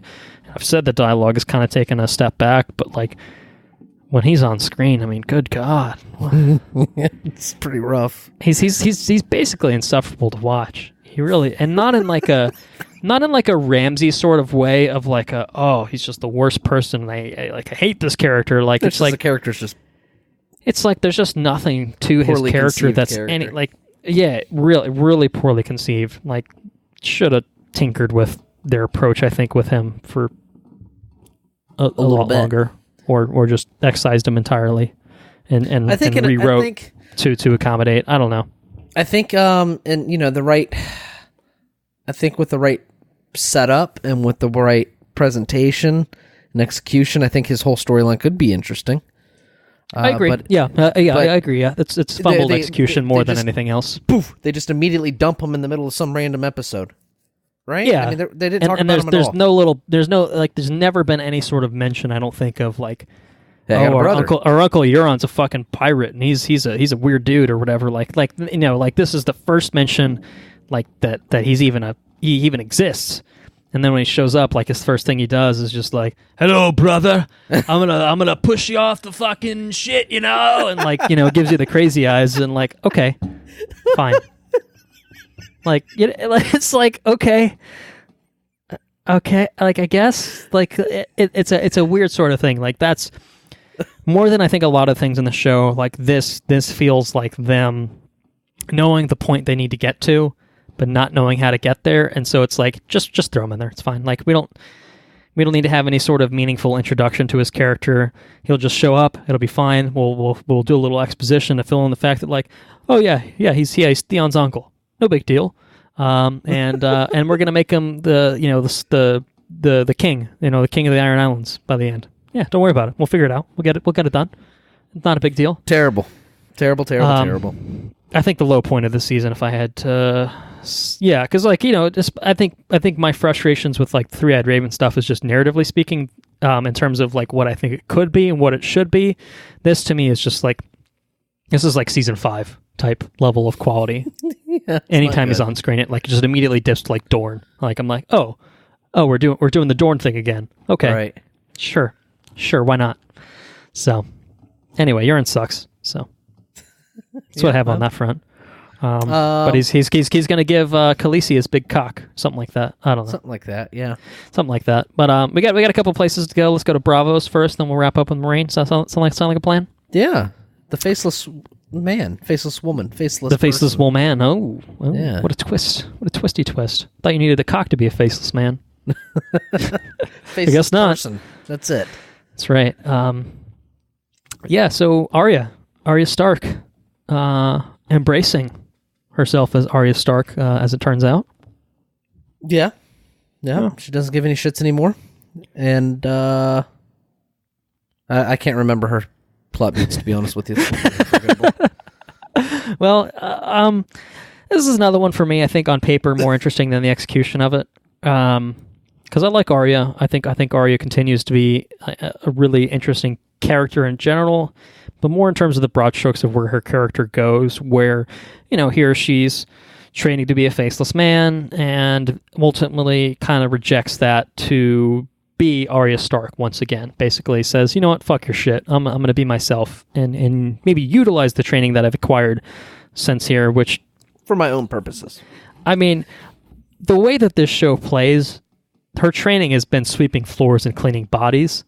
At some point, she, between sequences, she seems to gain like assassin-like capabilities, but that's never really demonstrated. I think that's a frustration I've had with both season 5 and 6. It's like they spent all this fucking time training her, and like season 6 in particular, mostly all she does is just stand in a crowd and watch a play of the things that have happened in Westeros, like in prior seasons, and like that's her training. It's just like, I mean, I get that like there's stuff that's happening off screen, but like I don't get a sense of her learning anything like consequential. And so like when the waif is all like, yeah, she doesn't know what she's fucking doing, I'm like, yeah, it's because she's been doing nothing. Like, I mean, yeah, she's probably right. Like, she was blinded for a bit, and so that was, that was she did a thing.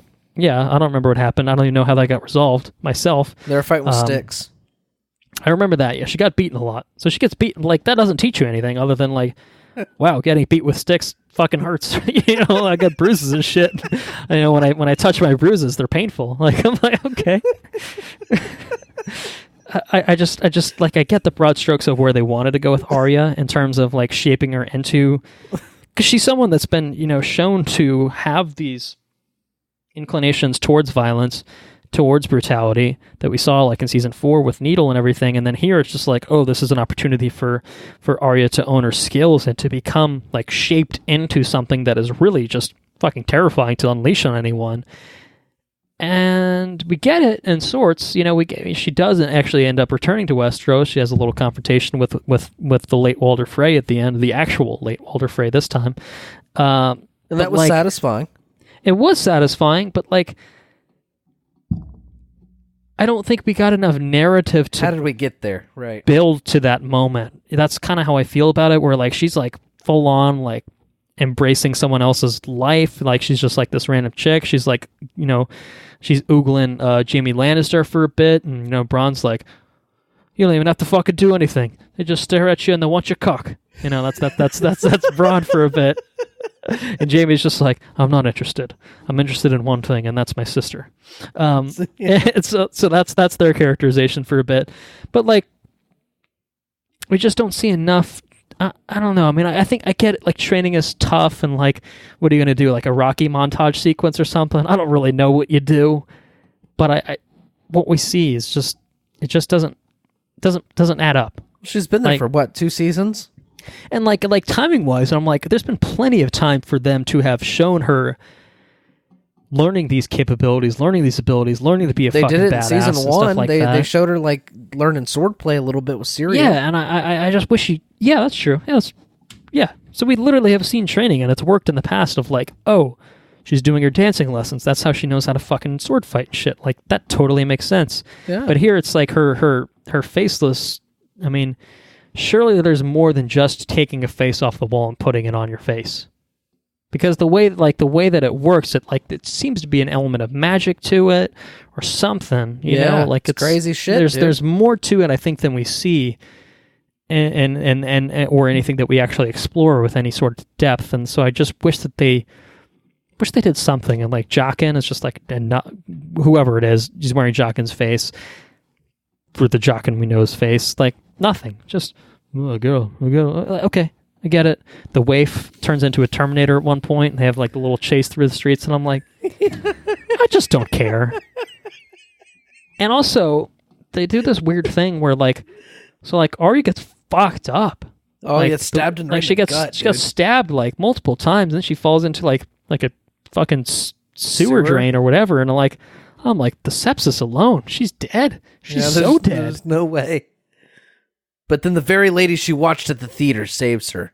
Yeah, she like sews her up and she's fine within like 20 minutes, and I'm like, that's some plot armor, if I had to say so. And plot armor is something that Game of Thrones doesn't really do a whole lot. I mean, maybe Tyrion here and there, but like still usually narratively crafted in a way that you can suspend, I think, some disbelief. Whereas here it was like, was a lot of suspension required for this particular set of circumstances. It's one for me. It's just like, you don't have to write it in a way like, if you know that she's going to survive this encounter, don't write it like that. You know, like don't have her get fucking like slashed in the stomach. Fucking intestines should be falling out and shit, and you know, like I don't stab that bitch in the leg and throw her off. Something, yeah, like do what they did with like Ned in season 1, where he got stabbed in the fucking knee and he was fucked up for days. Like Ned was never the same after that point when he got stabbed in the back of the knee. Like fucking Arya just got fucking disemboweled basically, and like she's fine. She's fine in like 20 minutes. It's like, what? Why? I mean, I'm not wrong, am I? Am I just? No, you're definitely not wrong. She got gutted. She got gutted real bad, and they made a special point to zoom in on that shit. Yeah, she's bleeding all over the place. And it's like, it was what I did enjoy is there's a moment where like she like jumps off like I think like a. I don't know exactly where she jumps off, but she jumps off and it's like a set of stairs, and she rolls for like 300 steps, and she knocks every single fruit basket along the way. And all the merchants are like, "What the fuck, you fucking bitch!" And then the Terminator comes in the middle of the right in the middle of the corridor or whatever, just pauses and scans, and then continues. She's doing the T-1000 classic maneuver. It's just sloppy. But she did kill Walder Frey at the end, and that was pretty cool. Yeah, and totally satisfying. Again, as an endpoint, like I love that. That was great. You know, she's kind of a she's basically a replacement for a certain character in the books, Lady Stoneheart. Look it up if anyone cares. You know, she's kind of taken that role of the character taking revenge for grievances against House Stark and stuff like that. I like that. I think that's cool. I think that's a good way to do it. Would have put Stoneheart in there myself, but I like that. I like that as an endpoint for Arya to come back, to embrace her heritage, and to, you know, stick it to fucking Walder Frey, who's, you know, who's a shit. You know, he is a shit. Yeah, he's one of the worst. And to feed him a meat pie, I mean, that's pretty hard. That's some Sweeney Todd shit right there. Yeah, she's pretty twisted. Arya becomes fucked up. Yeah, fucked up little girl, fucked up little blind girl, as the Game of Thrones wiki likes to call her. Yep. Yeah. But anyway. What else do we have? What other places? Well, we've got another girl that we can talk about.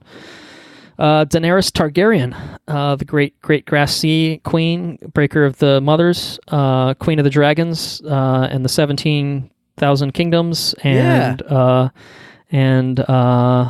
the breaker of cocks. I don't know. Maybe, I don't know. She that happened this season. She's got some moments in the season.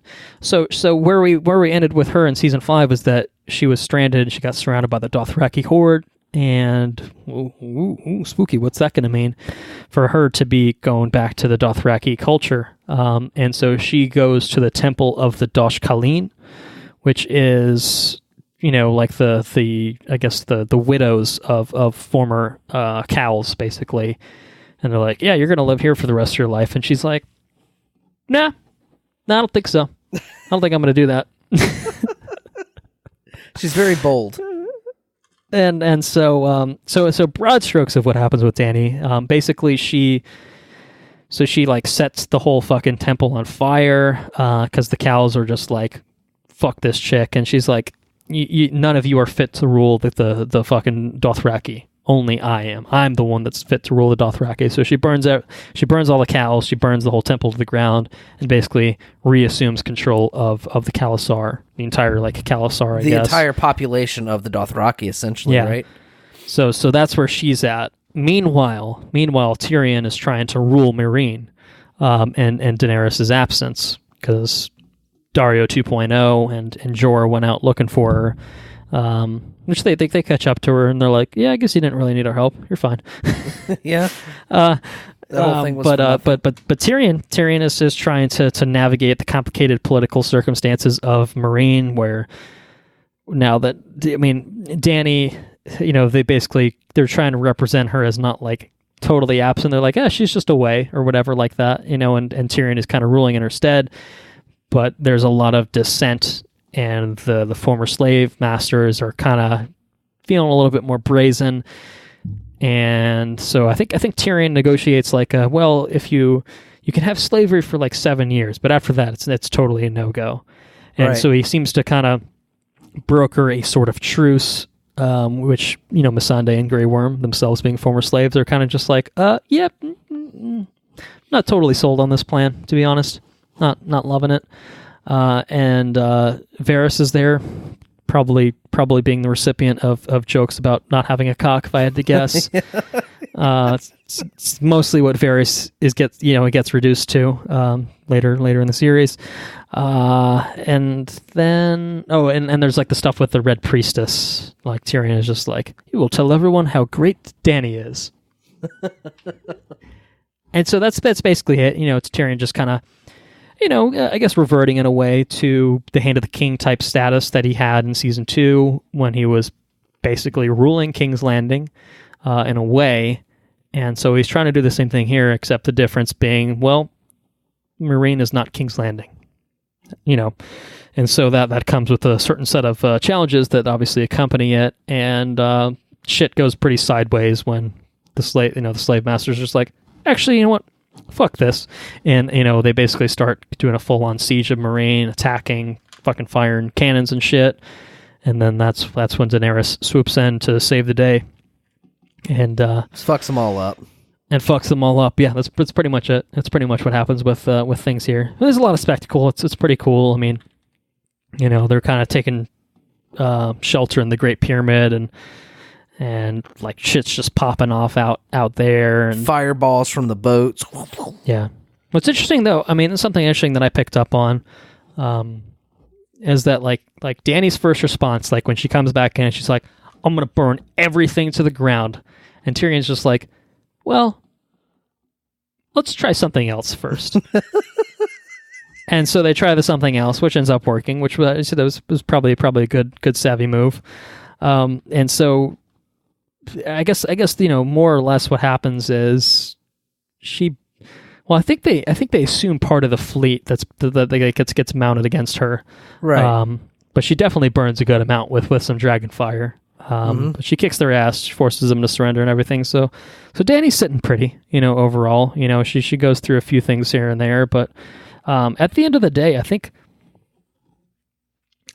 Dany makes, I don't know. Cersei made some serious fucking moves, but I think Dany might have equaled those moves in some ways. Dany gathered an entire population of people for her. Yeah, she's got means. Not only the Khalasar under her wing, which is now a new addition, but she's got 3 dragons. Of course, she still had the 3 dragons. She's got the Unsullied.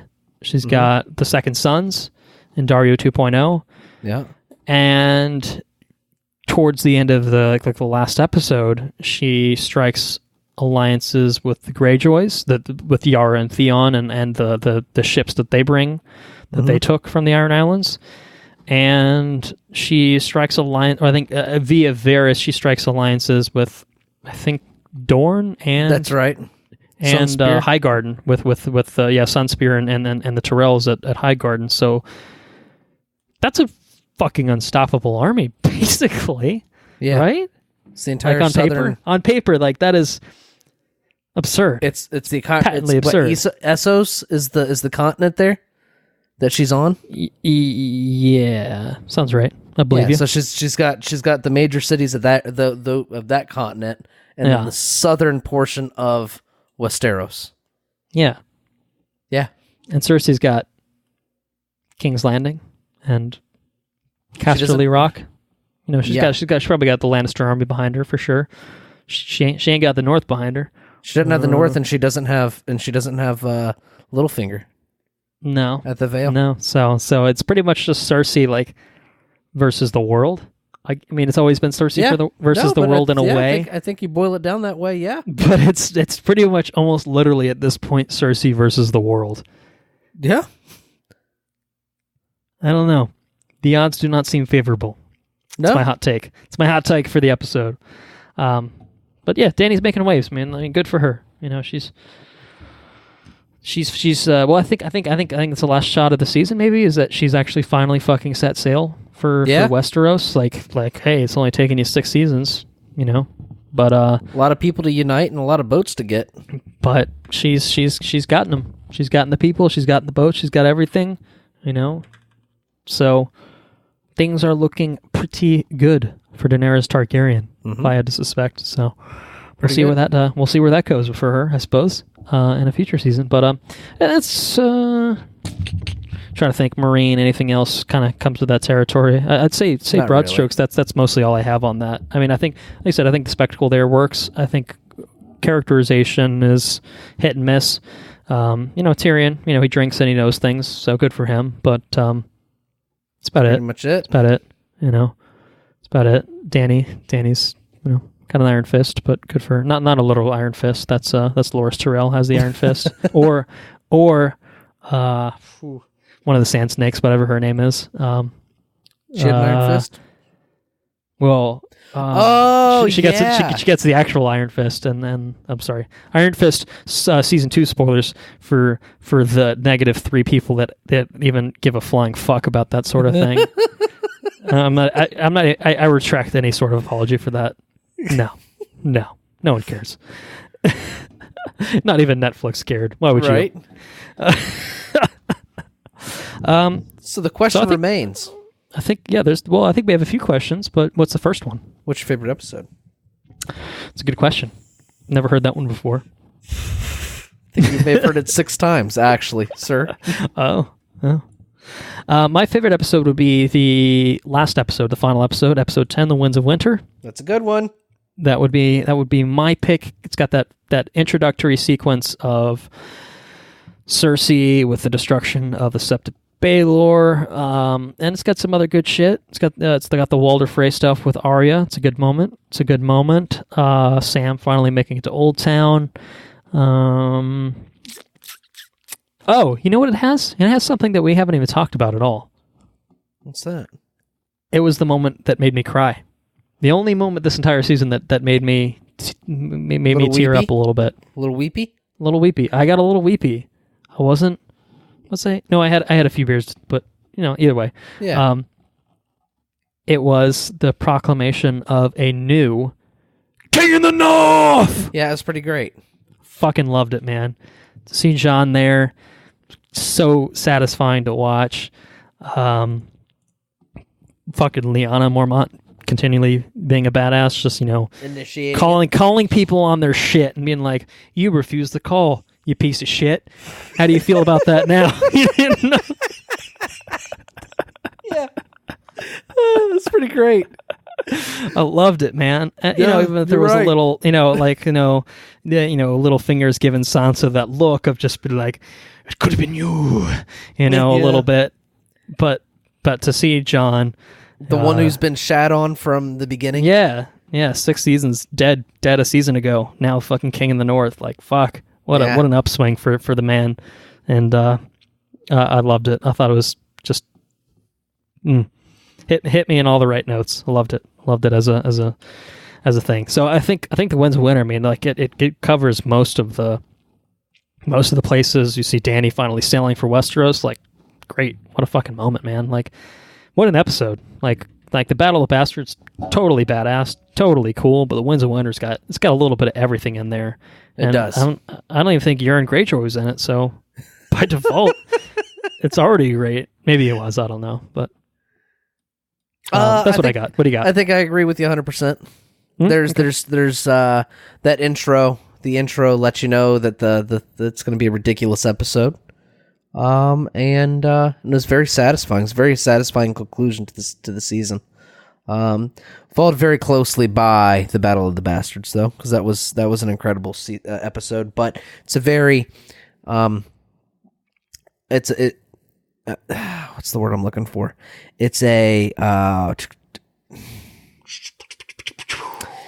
it's a spectacle episode. That's not what I wanted to say, but it's, you know what I mean. It's largely the way it was shot. It was a technical episode, I think. Don't get me wrong. There's really good technical things that happen in the last episode, but The last episode. No, just sets up I see what you're going for in a big way. I would say that like episode 9, as pretty as it was, as cool as it was, I think 10 had the more impactful moments in it overall for me. There's more. Yeah, there's more. And apparently for you. Yeah. So who do you think? What house won the season? That's got to be House Stark. I think. Yeah. I think they're on the upswing in a pretty big way. I guess they lost Rickon. They lost Rickon, but they've finally reclaimed their home in a massive way. They reclaim Winterfell. I think Sansa is in the strongest position she's possibly ever been in. The safest, for sure. Mm-hmm. And I think Jon, who he's a Stark one way or another, you know, even if he may not have the name Stark, but he's the king in the North, and then whether you consider him Ned's kid or whether you consider him Lyanna's kid, he's a Stark nonetheless. He's a Stark through and through, in spite of his father/mother, depending on again how you frame that. I think that he's in the best position he's possible. Well, I mean, he was Lord Commander, and obviously that didn't work out too well for him, but to say the least. To put it lightly. Well, maybe it did, though, because it's what vaulted him to being the king of the North and the most roundabout way possible. But like, it's a really big moment for his character, and Bran is safe. Now he's safe. I think he's at the Wall, and now he is the quote unquote three-eyed raven, or what remains of that, whatever that angle is. of the world. What that means, don't fucking ask me. Apparently, don't ask the fucking showrunners, or maybe ask them in season 7. Maybe we'll pick up on the thread. Maybe there'll be more there. We'll talk about but as it. of season 6, it's definitely mostly unexplained in terms of like what's the significance of that and such. But at the same time, it seems like a big deal. They make it seem like a big deal. We just don't know why it's a big deal, I guess. Yeah. That's where I'm at with it. I think overall, I think House Stark, I mean, I feel like they've made great strides compared to seasons past overall. Arya, I'm going to talk about Arya. Arya had a like a moment of realization of just like, you know what, I am a fucking Stark. I'm not a faceless man. I'll use your shit to my fucking advantage or whatever, but I'm going to use it in service of being a Stark. And so I feel like everyone is pretty much on the upswing except for Rickon, who's now dead. But what are you going to do? Yeah, That's a good choice. It's a very good choice. That's where I went. We picked the same episode. It's not your choice. No, I would pick that, but you would? Yeah, I would pick that. Are you are picking it, or you're going elsewhere? Well, you're welcome to pick the same thing. I'm not. The way you were building up to I was going gonna to pick. I was gonna pick the same thing. Mm-hmm. But for the sake of variation, I could pick another one. Close contender. It's entirely up to you. I'll say Dany. House Targaryen? House Targaryen. Okay. House Targaryen has conquered one continent. Wow. Well, actually, I think that's actually a pretty strong answer, because it might incorporate some of the things I've already talked about with a certain someone that is maybe part of House Stark as well. Maybe. So that's strong, and more, and beyond just Dany, that may ring true. So yeah. So House Targaryen is on the move. She's conquered one full continent, united it under one banner, and she is taking legions of people not south, but west, I guess. West. Yep. Mm-hmm. To claim the Iron Throne, and that's exciting. It's only taken six seasons to get there, so it's finally happening. So it's finally happening. That's what I say. Well, do you want to know who my individual winner is for the season? Who's that? It would be none other than Daenerys Targaryen. Oh, that's a good pick. I think she crushed it this season. Yeah, pretty damn good job. She fucking burned some cows alive. Had a whole fucking Khalasar added to her ever expansive army alongside the Tyrells, alongside the not Martells, the hashtag not Martells, but the Dornish people. The land of Dorne now seems to stand behind her. You know, she's got a pretty decent thing going for her, and she's finally making the move. She's finally going west. She's got the ships. She's got the army. She's got fucking 3 dragons. Like, what could go wrong for Daenerys Targaryen? I guess we'll find out potentially in season 7 if things do go sideways. Things can't be that easy, you know. That wouldn't be proper Game of Thrones if things went, you know, exceedingly smoothly for her. Right. But at the same time, like, it's Dany's to lose. That's true. Cersei versus the world, and a lot of the world at this point is owned, or at least obedient, or subservient, or those all sound pejorative. But you know, they're loyal. Let's go with that. Loyal to Daenerys Targaryen, right? And so, it really feels like Dany's to lose at this point. Like,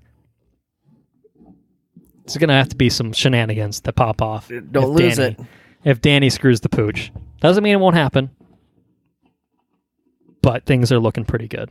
What do you got for individual winner?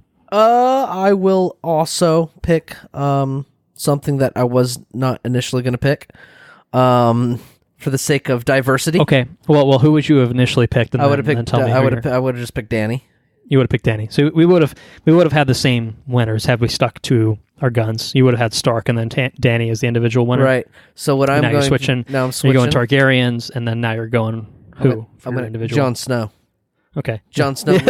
I think you could have flipped those either way. I think I initially debated picking Jon Snow as the individual. Then I figured I'd pick Stark and just kind of, you know, swallow him into that. So I had a little bit of diversity in my picks, but yeah.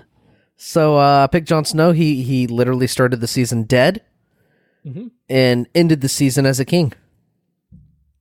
And not just a king. King of the North. But the King of the North! It's quite the, like, fucking... Things are looking pretty good for fucking old Jon Snow. That's it. Yeah. It's looking good for both Dany and Jon. I wonder what's going to happen in the future. There's no way to know. There's just no way to know, unfortunately. We're going to have to wait so long for the next season. It's going to be such a hard wait. It's going to be such a hard wait until we get a chance to watch season 7 and talk about it. And then, oh my God, can you imagine a season 8 after that? Whoo, buddy. We are sitting pretty right now. Let's do some season rankings. Yeah. I'm curious to know your rankings. All right, I can kick this off. We want to go in reverse order. Start from the bottom. Start from the bottom. Like that. Season 5's at the bottom. Season 5 is definitely the worst of the first 6. I will put season 2 at number 5 for me. I will put season 6 at number 4. Well, it's like we have to alternate. So what's your 6? Okay. So we had season 5. We had season 5. Numbers, yeah. We both have season 5 at the bottom, so I think that's there. I had season 2 at number 5. I have season 6 at number 5. Okay. I had season 6 at number 4. I had season 1 at number 4. Okay. I have season 1 at number 3. I have season 2 at number 3. All right. And then I think everything else kind of stands from what we had last episode. So I had 3 at number 2 and then number 4 at number 1, and I think you should have the opposite. 4. Does that sound right? That's exactly right. Yeah. So you have 3 at the top, sitting pretty at number 1. That's it. Okay. Yeah, so I think you had 6 at number 5, is that what you said? That's it. So slots in ahead of 5. Yeah.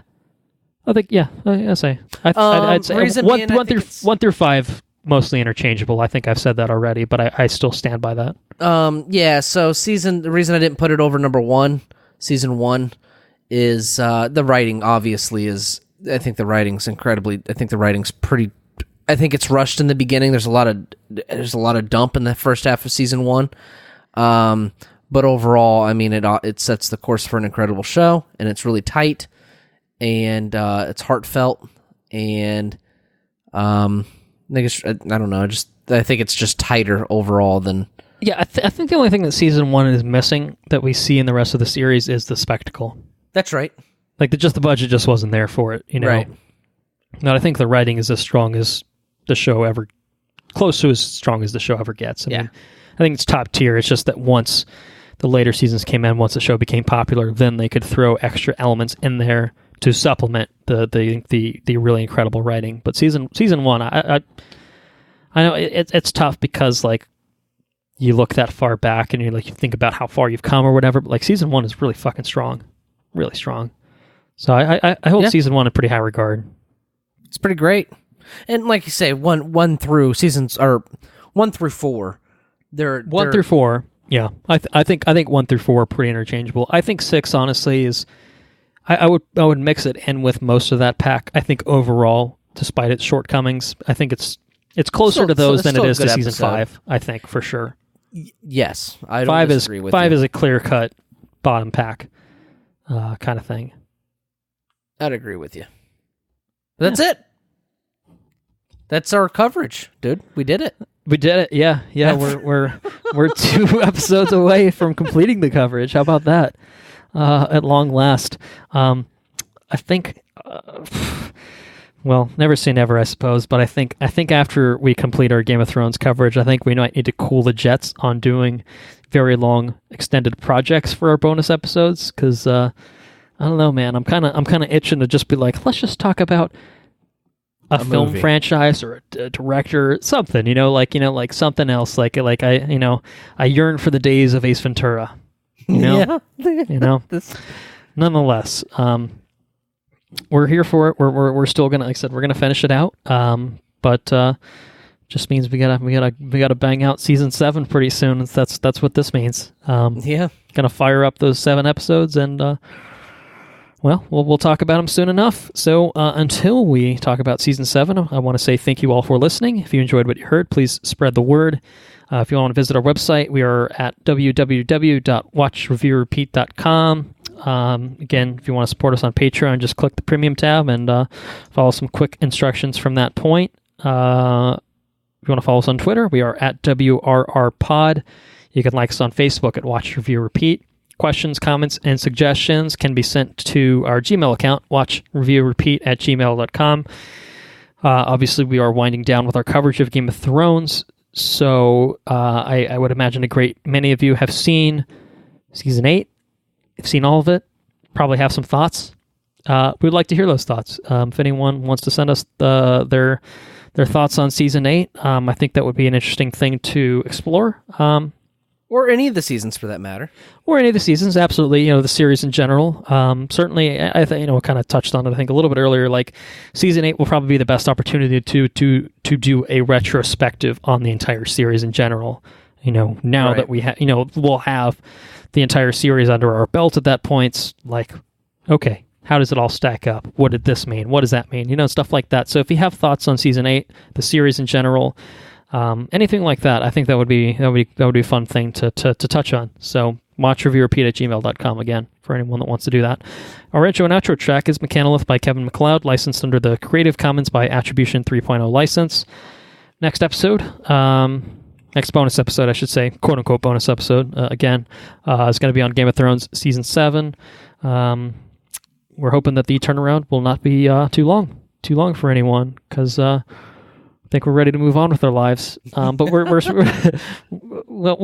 I'm interested to revisit season 7. I've only seen it the once when it aired live. I have not seen it since then. I'm interested to see how it informs season 8. And I'm interested to see how certain things hold up. I'm interested to see how it compares to my mental, recollection of it. So I think it'll still be an interesting episode, even if we are a little bit late to the party in terms of finishing up our coverage of Game of Thrones. I think we still have some certain things to say, and so we hope you will join us for our coverage of that, and we hope you enjoyed our coverage of season 6. So until our next episode, we will leave you there and say, take care now. Bye bye then.